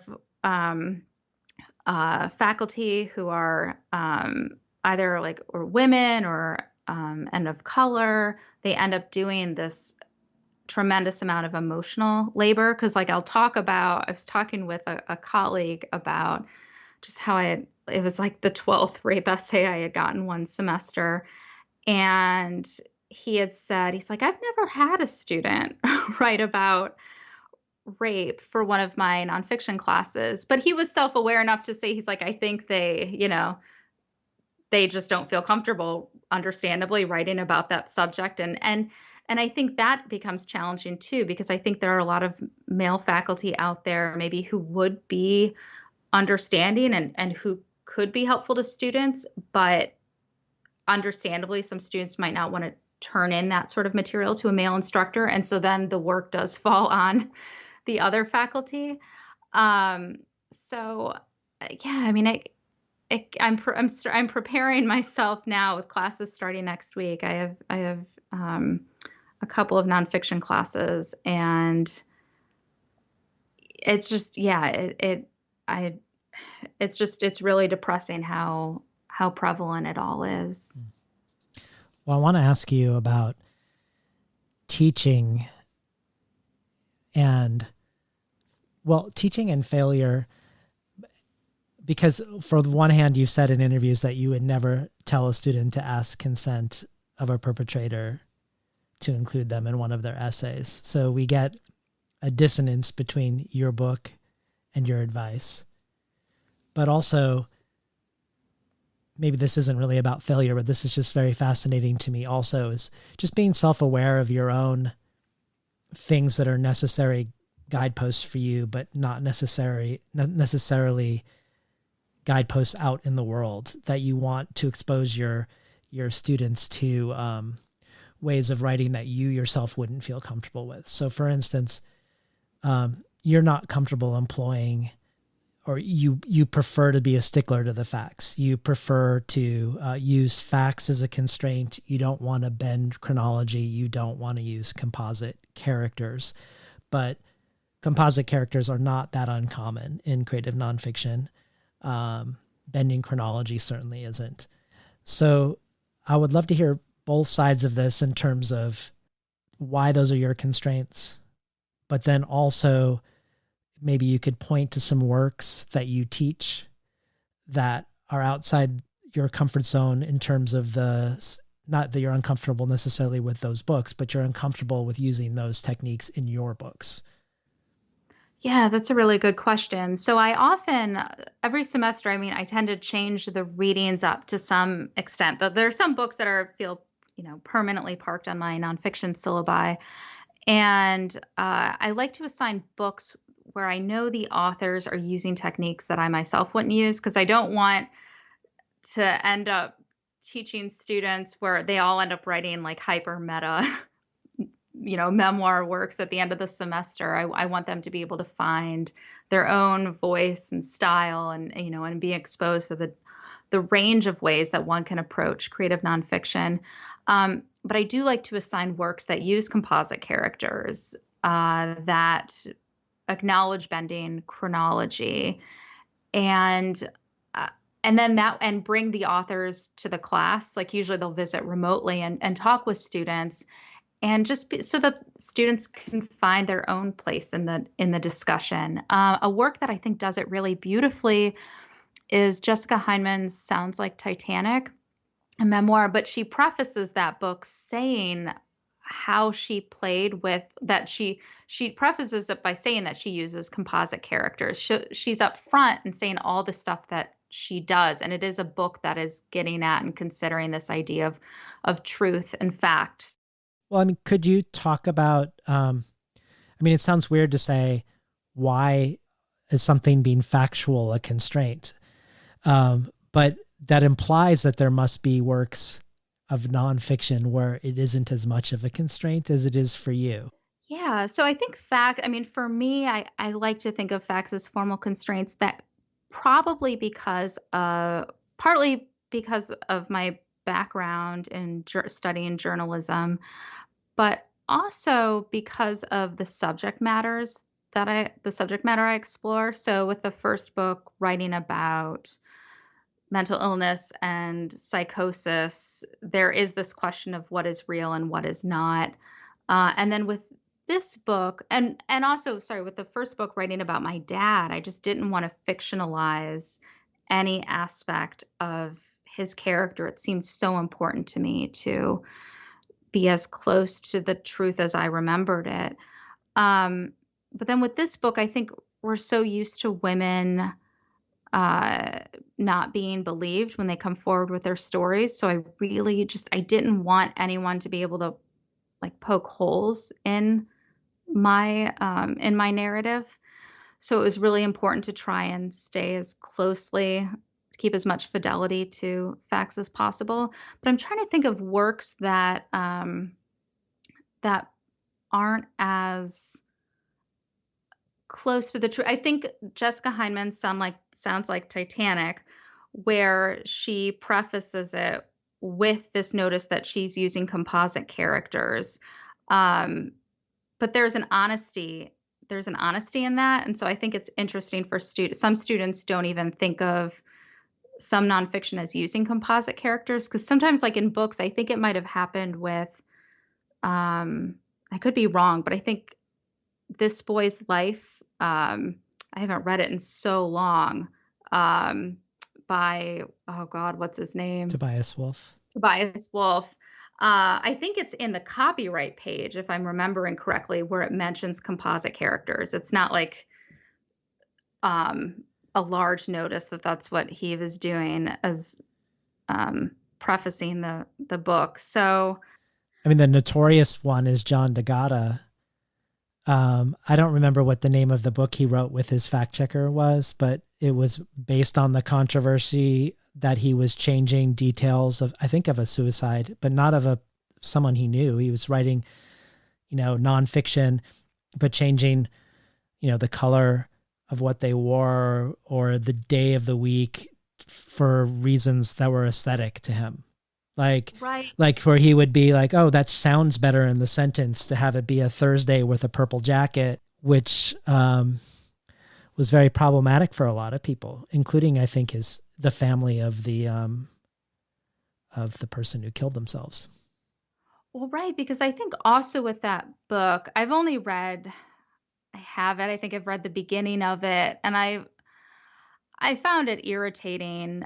But I was interested in this argument he was putting forward, but I found that his deliberate changing of facts was offensive, where he was saying it was the only suicide that happened that day, if I'm remembering correctly, so that you're erasing the lives of other people. I can't remember how many other people killed themselves that day in Las Vegas, but just changing things for the sake of aesthetics. It's like, well, why not just write in a different genre? And I understand he was doing that. He was trying to be provocative to get these questions out there and to get people talking. But I just think if you're going to do something like that and you're going to potentially hurt others, like why would you do that? That is so hurtful. Yeah. I can't, I find that really irritating, but I have shared that story with students. I think years ago I included in a course pack, like an excerpt from that book, and we had discussions about it. That gets into a level of portraying someone else's life, but just the foregrounding of like the imaginative within one's own life. Like when I think of like Knausgaard's My Struggle, which because it's so like obsessively self-referential and verbose, 7 or 8 volumes of 1,000 pages and super minute detail, you buy into the illusion that all of that is stuff that he remembered. But in interviews, he's like, I don't know if my mom was cutting a potato on that day or what the light looked like on that day, or like a whole bunch of stuff. They're not lies. They're like sort of like these imagined things that fit with his own sense of self about the past that can't really place in time or be sure that they're connected to each other in the same day. Yeah, I mean, I find it really irritating when the point of a work where it's this idea, the whole point of it is to question truth and like, what is truth? What is a fact? I find that fine if like you're like 20 years old and you're going to get stoned and talk with your friends about it at 2 a.m. Like, okay. But like to shape an entire book around that where you risk hurting actual people, that frustrates me. Yeah. I haven't read all of Knausgaard's My Struggle. I think I read the first volume some years ago, but it's interesting. I want to read his, what is his wife's name? She's a writer. And she has a book coming out and she writes in a very different way. But I think of her because, and I'm embarrassed that I can't remember her name. But she, asked him like, please stop writing about me. Mm-hmm. And he didn't. And I just can't fathom doing something like that. Like at some point had Mark told me you can't use the transcripts, I don't know. I don't know what I would have done. I mean, it's hard to say, but you would have struggled over that. Yeah. Well, I wanted to ask you about facts versus specificity, because you have this article at LitHub called 5 Great Nonfiction Books with Meta-Narratives. And one of those books you choose is called Too Much and Not the Mood by Durga Ju Bose. And you include the following quote from it that you loved. Quote, "And yet, despite claims, no writer hopes for ideas to take complete shape. Approximation is the mark. Many times writing that clinches lacks incandescence. The embers have cooled. A need for completeness can, off and on, squander cadence. Isn't it fun to read a sentence that races ahead of itself, that has the effect of stopping short, of dirt and cutaway rocks tumbling down the edge of a cliff, alerting you to the drop? Makes me think, if you love this, that perhaps there's a difference for you between a constraint of facts and an allegiance to specificity. Or maybe specificity is not even the right word, but of things taking complete shape. That's interesting. Yeah, I mean, I think in terms of completion, it's partly why like writing this book was very frustrating to me, where I couldn't it was frustrating to me, like what I couldn't remember, and that I was seeking marks. I was checking my memories against Mark. Like, what did the basement where you carried me look like? Were the steps steep? Because as a writer, I want that. I want stuff. I sound like such a capitalist. I'm like, I want things in my writing. I want to be able to like deepen a scene with a lot of objects and sensory description. But if I can't remember it, I don't want to include it. And then there's it can feel so incomplete. It would be much easier if I could say like what color the walls were, or, what the door looked like, or just, but I don't want to include those things if I can't remember. And then as a writer, specifically a nonfiction writer, it becomes extremely challenging. And I think I don't know if it's like I tend to be pretty trusting of others. And so if a writer tells me, like if a writer tells me they remember something a certain way, I will believe them if they say that. Whereas I think I hold myself to a pretty high standard of not wanting to inadvertently lie. And I think I automatically assume that others are in that same position. And I think that's why I get so frustrated with the arguments put forth by John D'Agata or other writers that it's okay to mess with the facts. It's okay. Like it's, the lyricism matters more. I think that's why I get so frustrated that facts supposedly don't matter, or that it's supposedly like a simplistic way of looking at nonfiction, and it's an art, and sometimes you have to add things for the sake of deepening a scene. Right. Yeah. Well, I want to return to the question that sort of hovers over the book, which is the question of what true accountability would look like, what a true reckoning with one's past actions would entail, both in a general sense and with regards to you and Mark. So I was thinking of an essay in the New Yorker by Gia Tolentino called Gian Gomeschi, John Hockenberry, and the Laws of Patriarchal Physics, which is about celebrity sexual assaulters, not just Gomeschi and Hockenberry, but also Harvey Weinstein and Louis C.K. And in it, she talks about how these men, particularly ones who are eager to make their comebacks, who in their attempted comeback essays about their situations continue to frame themselves as victims whose lives have been ruined, or if not victims, certainly continuing to uphold the notion that the frame for the story is still that of the hero's journey for the man and his comeback. She says the laws of patriarchal physics dictate that for every act of sexual assault or harassment, a man deserves an equal and opposite second chance. But what she says at the end seems more relevant to Mark. In all of the cases that I heard about, it seemed to me essential as a bare first step for the man in question to understand that his experience is not inherently more important than the experiences of women, to acknowledge what he did and that it was wrong. This is the minimum precondition for the better world we're struggling toward. It is amazing, if not surprising, how many of the men in question are incapable of it. So on the one hand, Mark clearly leaps this quote unquote threshold, I think. But on the other hand, as Gia acknowledges, this is absurdly low. This bar is absurdly low, even if none of these men that she's talking about are even getting, they're not even in the conversation of clearing the bar.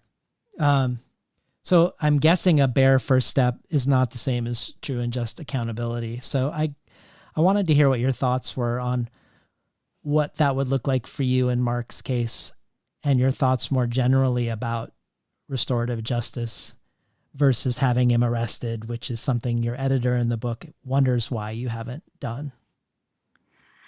Yeah, I mean, I think that's such an insightful piece by her. And it's interesting because I think Mark, while I was working on the book, I thought, oh, how nice of him to agree to all of these conversations and to be as honest as possible. But the thing that I often held on to was he was still keeping it.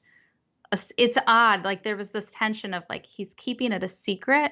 Like his identity is not getting out there. And yet I didn't change any details. And I'm just recently starting to hear from people I went to high school with who they don't mention Mark's name in their emails to me, but have said, I know who you're talking about. And so I don't know if this has yet reached his parents or not. But his big concern was he didn't want his family to know. Because I told him, I'm not going to change details because for me, so often those details were very important. The fact that his parents were both teachers and like they were just like the fact that he had scoliosis, like it seemed somewhat revealing or like that it gave some depth to his character and to the situation.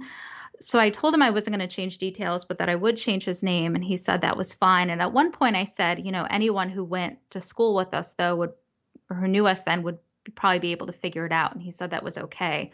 But I don't think he fully thought it through, or maybe he was trying to appease me in that moment because I haven't heard from him really since the book came out. I sent him a copy.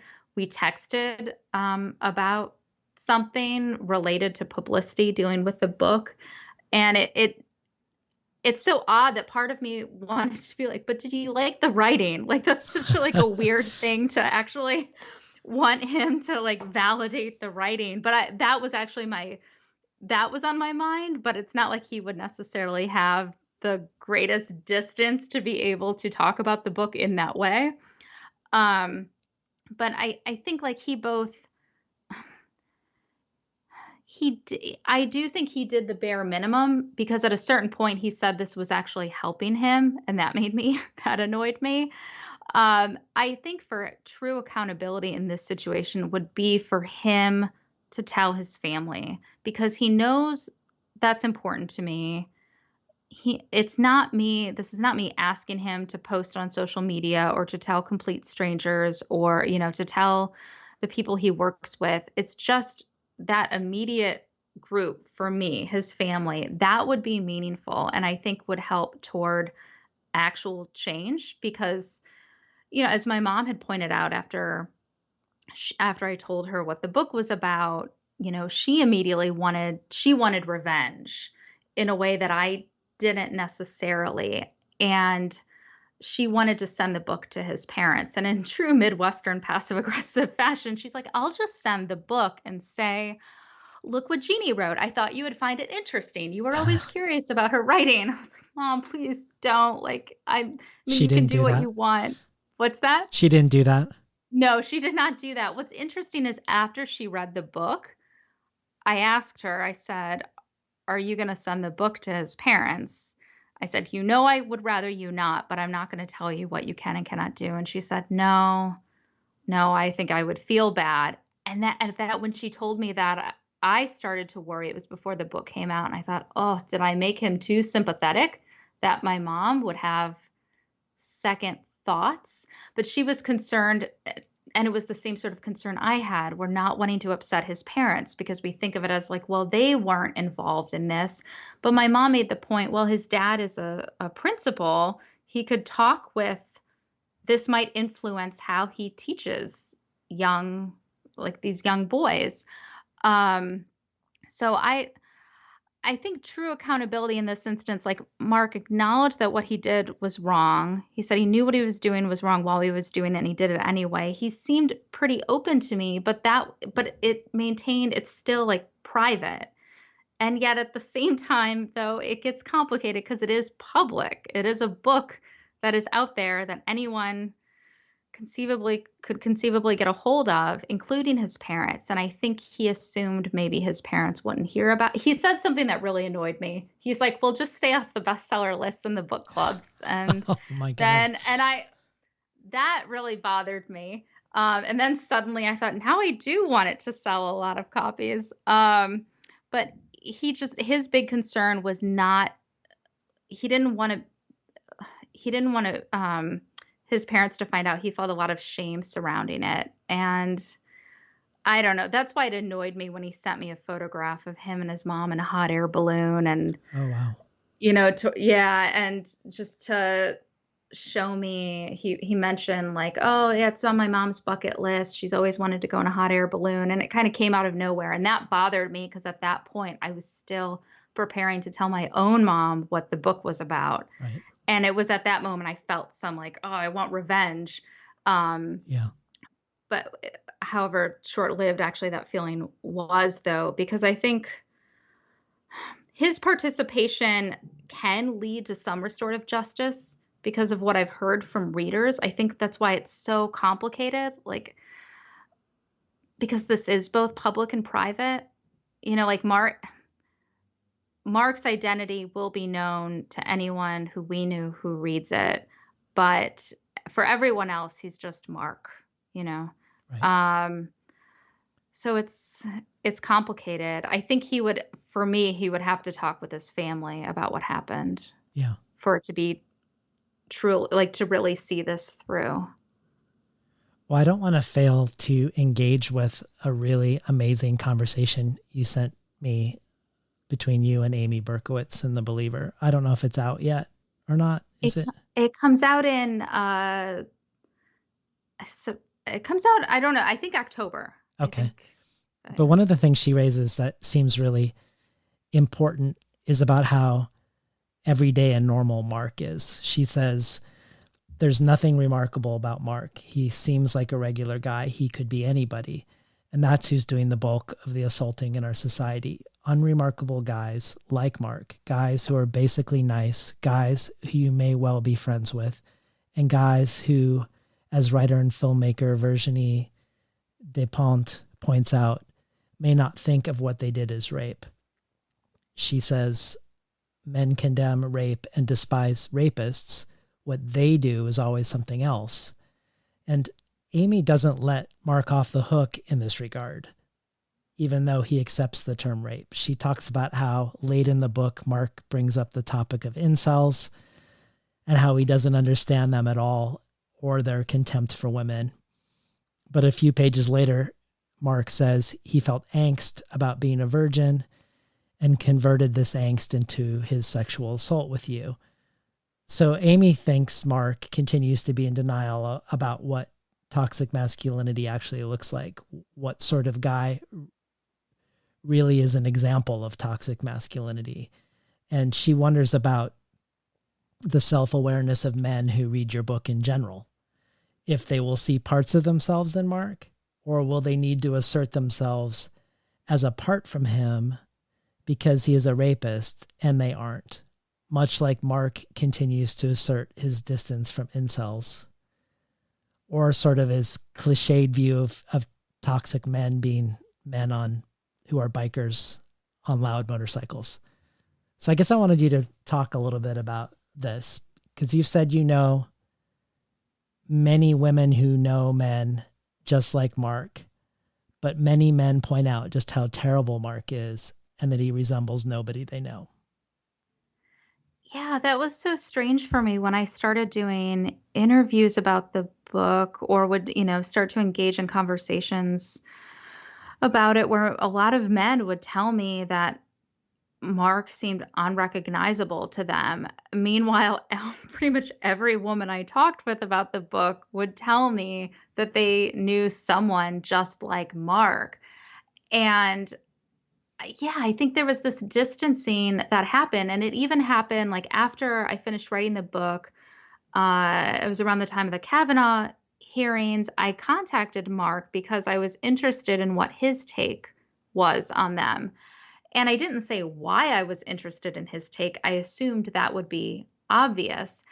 And he wrote back and he sent me an email where he said, all of the right progressive things. And when I pushed back and said, well, why I'm interested is given our situation, our history, the fact that, you sexually assaulted me and faced no repercussions for it for years and years and years. And he got really, it was clear in his email, he got angry where he's like, well, I made every effort to be honest with you, unlike Kavanaugh, who is clearly, and then proceeded to criticize Kavanaugh. And I was like, but you're not publicly testifying. This is still private. So I was so mad. And I remember calling my friend Sarah, and she's like, what did you expect? I said, I don't know. I thought maybe he would have learned from, like, after doing all of this, that he would be more insightful about it. And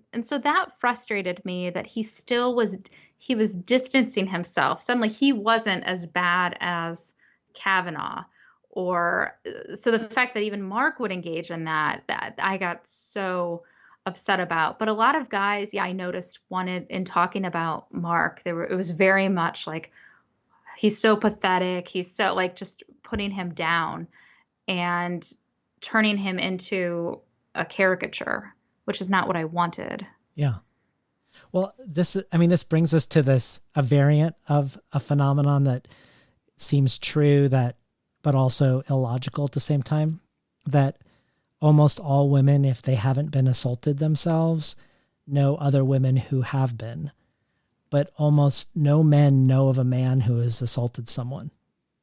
And then also maybe that's connected to when you were touched by a teacher in high school, girls lined up to vouch for your reliability, but no boys did. I don't know, like, something about this feels like untangling this feels like somehow it's a key to meaningful reckoning for men. And I wonder if that's partly what you're doing in showing us all the ways Mark is a nice guy. If you make Mark into a nice guy, and as Amy says, it's the nice guys in this regard, it's normal guys that are the rapists, not the guy in the alleyway, but more often than not, someone you know. I don't know. Like, I'm also thinking about a discussion I had with your book with Sophia Shalmayev, where she said that it's like you're doing, I'm going to paraphrase, and I may even get this wrong, but she said something like, you're doing the work men should be doing, but you're doing it on behalf of women. But what would it take to get the men? I mean, the absence of the fact that the men aren't even putting themselves in the conversation, I guess. If we can't recognize people in our lives doing things, or recognize the ways people like Mark are sort of, there's iterations or reiterations of that just because of the way we've been raised in this society. I don't know how we're going to have anything like restorative justice. I don't even know if this is a question, but I guess I wonder about that, or even the way you'll have the male teachers, they're not going to get the rape essays, probably for good reasons. Also, you don't want to take the risk, but not getting the essays, the teacher's also not going to know the prevalence of sexual assault in the same way that you do. It's interesting, that question my editor, Maisie, had posed to me early on, where it was that idea, like, why is it that, like, she was talking to her female friends, and pretty much all of her friends had either been sexually assaulted or knew someone, and yet talking to men, they don't know anyone. And that's so, it's like, are men not, I don't know. It is like this odd, like, the math does not compute. And I don't know if I don't understand. I don't understand how it could be. I guess it makes me think of this isn't really an answer so much as just an observation. It makes me think of this guy I talked to. I quote him in the book, and he talks about when he was in college, seeing a friend of his go up to a girl who was passed out and naked, and his friend just started fingering her. And he went over, he was like, cut it out, but he didn't talk about that guy. It was almost like this, he was mad about what had happened, but it wasn't acknowledging it as rape. And it was really interesting because this guy, though, he was open to me and telling me about how his brother had raped someone. It was really refreshing to hear a man talk about witnessing sexual assault, of having a family member who'd committed sexual assault, and being in that uncomfortable position of, he's my brother, I still love him, but it's hard to think that he could do something like that. And this guy, when I was talking with him, he was saying even the woman he raped forgave the woman his brother raped forgave him. Then they all went out golfing. I think it's all very complicated because there isn't a standard way in which all rape victims or survivors respond or perpetrators act. But so often we are fed these images of how a traditional rape narrative goes. It's very unusual it's unusual to see a rape narrative or read about one where the perpetrator is apologetic and reflective to a degree. But I don't know if Mark's friends, I do kind of wonder if guys in our friends circle will read the book. I'm not sure, but they knew that happened that night, but none of us ever talked about it. And Mark had even said, he's like, yeah, I feel like we all entered into this unspoken agreement of let's just not talk about it and it'll go away. Mm. And I mean, we were like, we were all 19 years old. And, not all of us were the most emotionally intelligent individuals. And so I think my one friend, I'm trying to think of what I call him in the book. I can't remember. I changed his name. But one of my friends, the immediate reaction upon finding out that something had happened was like, I'm going to go kick his ass. Like, I'm going to go use violence to fix this. There was never I'm so sorry. How are you doing? Are you okay? The reaction was immediately revenge and then it was going to be violent. And then I had to stop this friend from going and beating up Mark. It was a very weird position to be in. But I don't understand. I was talking with Chris about this. Like, I was like, do you know any guys who've raped someone? Like, do guys ever talk about it? I mean, I don't understand how it could be that pretty much all of my female friends have either been raped or know someone who's been raped. And my guy friends, most of them have told me they don't know anyone who's committed rape. So I don't. Yeah. Yeah. Well, I mean, my one fear about the title, Things We Didn't Talk About When I Was a Girl, is I kind of feel like this should be, I think you had one blurb of a man bookseller who says this should be required reading for men. And I know that like with the movie Little Women, that men were not going to the movie. I don't know if it's because of the title, but I know your title one provisional title was If He Says No. And I just wondered if Things We Didn't Talk About When I Was a Girl was going to signal to lesser evolved men that this isn't a book for them. When it really, in a weird way, I feel like I'm not obviously not exclusively for men, but yeah, well, something I also meant to say before too is actually I have heard from male readers who've told me they've committed rape. I received a lot of letters from prisoners convicted of rape. The the administrative assistant was probably very confused. Like, why is Jeannie getting all of these letters stamped from a correctional facility? Because they were mailing these letters to my work address and like really long letters. And that was interesting. I was not necessarily expecting that, but I have heard from men both who've committed rape, some men who said they've never, um, they've, apologized to their victim, but she doesn't want to talk to them. What should they do?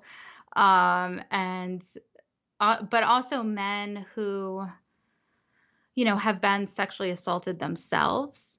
Um, and I've also heard from men who have female partners who've been sexually assaulted, and the impact that that trauma has had on their relationship, and what, asking for advice of like, what are the right things to say? And so it's interesting. I've been hearing from male readers. I would like to hear from, more male readers, but it's because I want men to read the book. It was actually I found it was really nice when a prisoner wrote to me saying that he'd been passing the book along to other men in his, I don't know if they called it a dorm or what, but in the other cells, and they had been talking about it.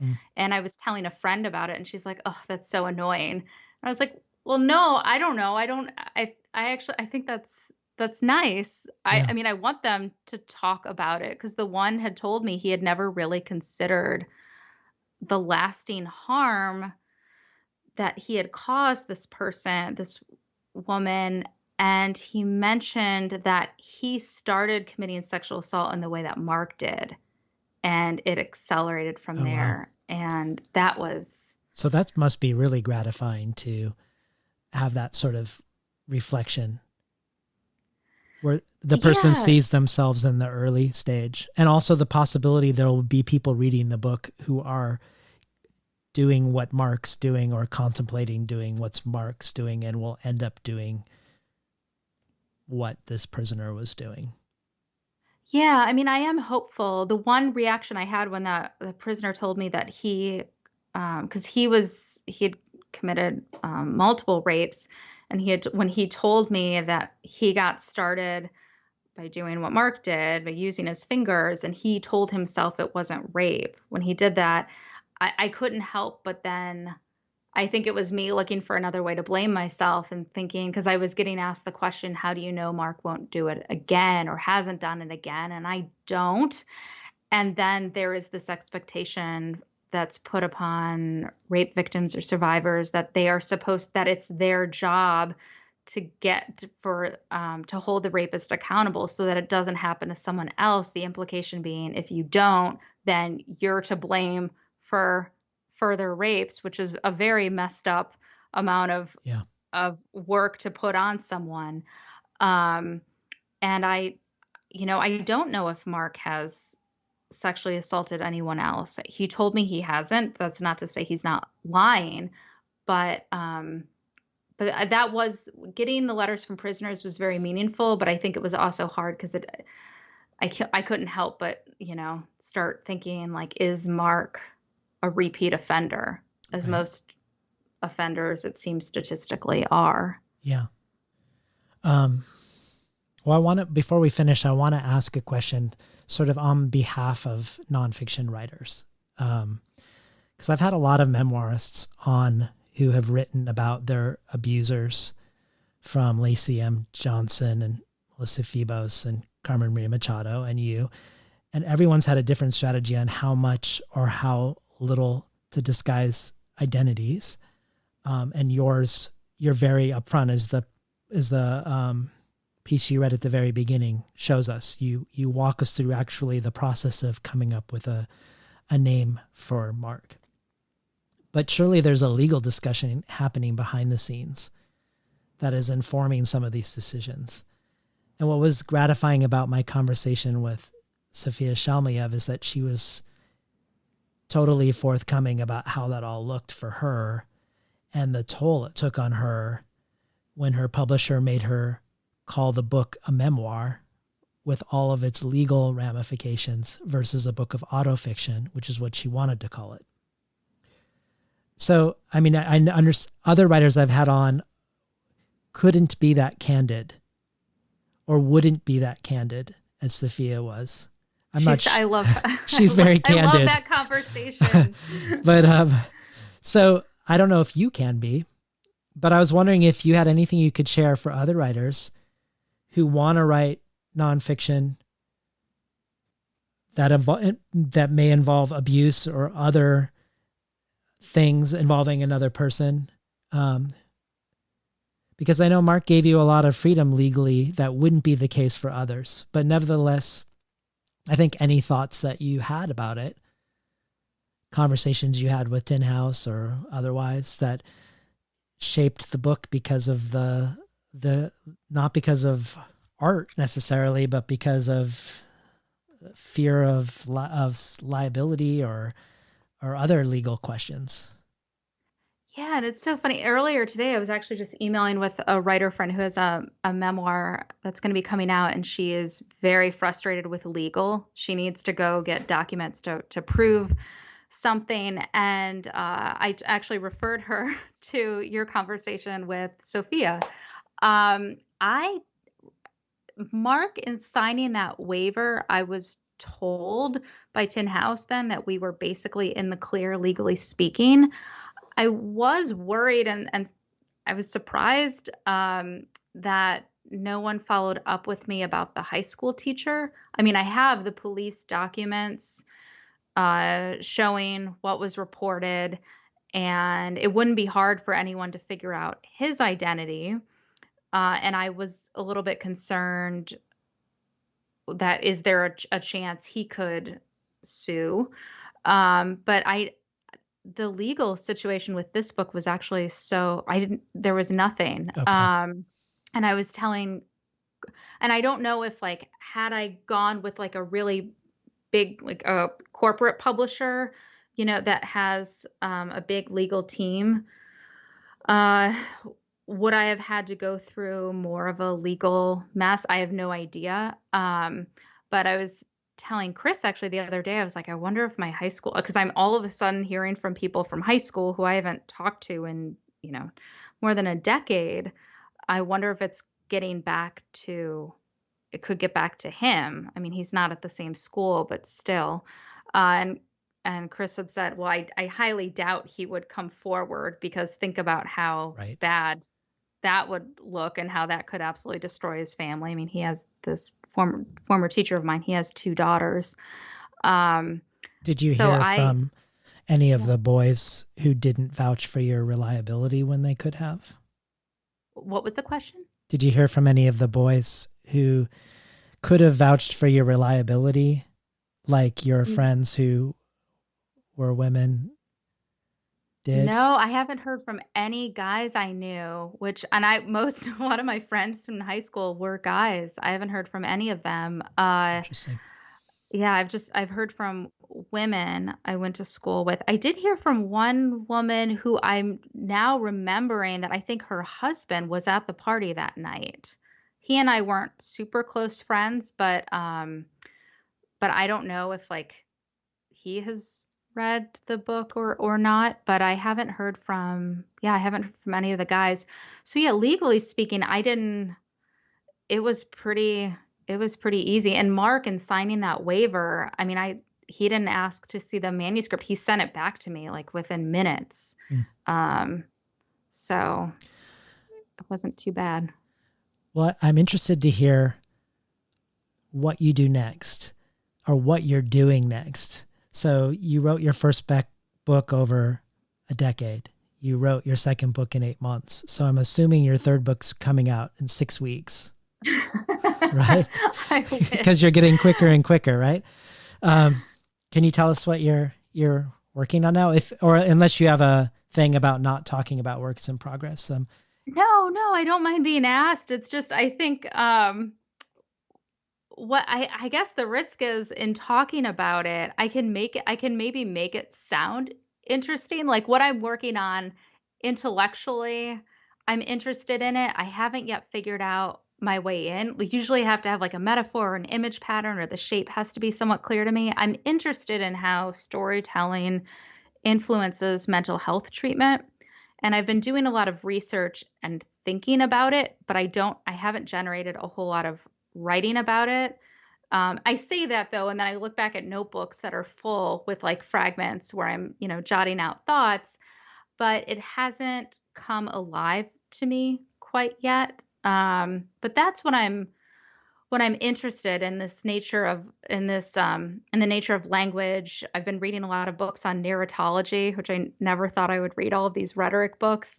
But in terms of thinking about how people with mental illness tell their stories and how those stories are perceived by physicians and people on the other side, and then also the slippage that happens. Like there's somebody I knew, we were um, friendly in the psych ward. She reached out to me not too long ago, and she's now a mental health professional. She works on the other side.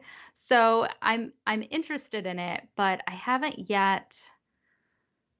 I was going to say it still feels like homework, but I was someone who always loved homework. I was like, can't you give us more homework? But it doesn't yet feel, yeah, it doesn't yet feel alive to me. It still feels very theoretical. And I think part of that, though, is if it's any reassurance to people out there working on their first books, I think the writing process is very much a process of like sitting around and thinking a lot. Or me, like I don't know, when I feel really stuck, I just open the refrigerator and I stare into it as if the answer is there. Um, so much of the writing process is just sitting and thinking and reading. And, it's not like you see in the movies or like Philip Glass music is playing in the background as somebody's writing furiously. I don't know. It's like going and getting a snack every like 20 minutes or at least for me, that's what the writing process looks like. So the refrigerator is key. The refrigerator is key. Yes. But my experience always, like after writing this book, it was very odd where I was like, oh, I finished writing a book. Like it just didn't feel like I was writing while I was working on it. I felt so at times, sure, but for the most part, I just felt so immersed in the process that it was almost like I was surprised when I was done that I had generated anything at all. That sounds magically amazing, actually. I'm lucky. I had a very encouraging editor. And I will say for also anyone who's listening, so my editor is Maisie Cochran, and she did The Glass Eye and then also the second book, and hopefully whatever I do next.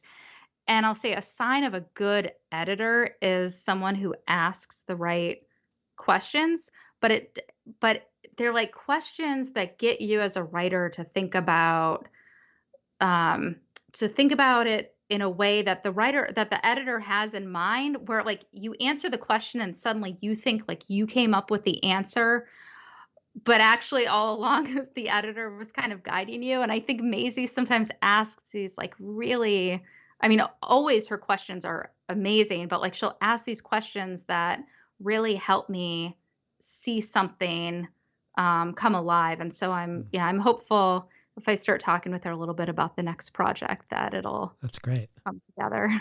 Well, thank you for being on Between the Covers today, Jeannie. Thank you so much for having me. We're talking today to Jeannie Vanasco, the author of Things We Didn't Talk About When I Was a Girl. You've been listening to Between the Covers. I'm David Naiman, your host.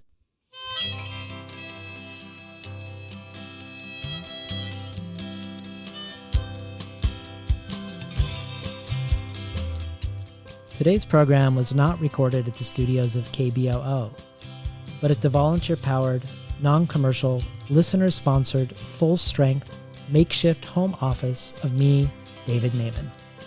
You can find more of Jeannie Vanasco's work at jeannievanasco.com. Jeannie's adding 2 additions to the bonus archive. Audio of her discussion of the opening paragraphs of one of her favorite books, Rebecca Godfrey's The Torn Skirt, and her hour-long craft talk video, How to Write Memorable Lines. So if you enjoyed today's conversation, head over to patreon.com/betweenthecovers to learn about the various benefits of becoming a listener supporter. From joining conversations that shape the future of the show, to bonus audio from past guests, including Sheila Heti, Sophia Shalmayev, Jenny Offel, Garth Greenwell, and Lydia Yuknovich, to becoming a Tin House early reader receiving books months before the general public.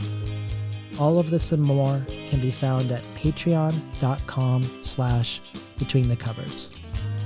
Or, if it's your preference to do a one-time contribution, you can do so by PayPal at tinhouse.com/support. I'd like to thank the Tin House team who helped make the show run as smoothly as it does. Elizabeth DeMeo and Elisa Ogie in the book division, Jacob Valla and Jeremy Cruz in the art department, Yashwina Cantor in publicity, and Lance Cleland, the director of the Summer and Winter Tin House Writers Workshops. Finally, I'd like to thank Imre Lodbrog and Barbara Browning for creating the outro.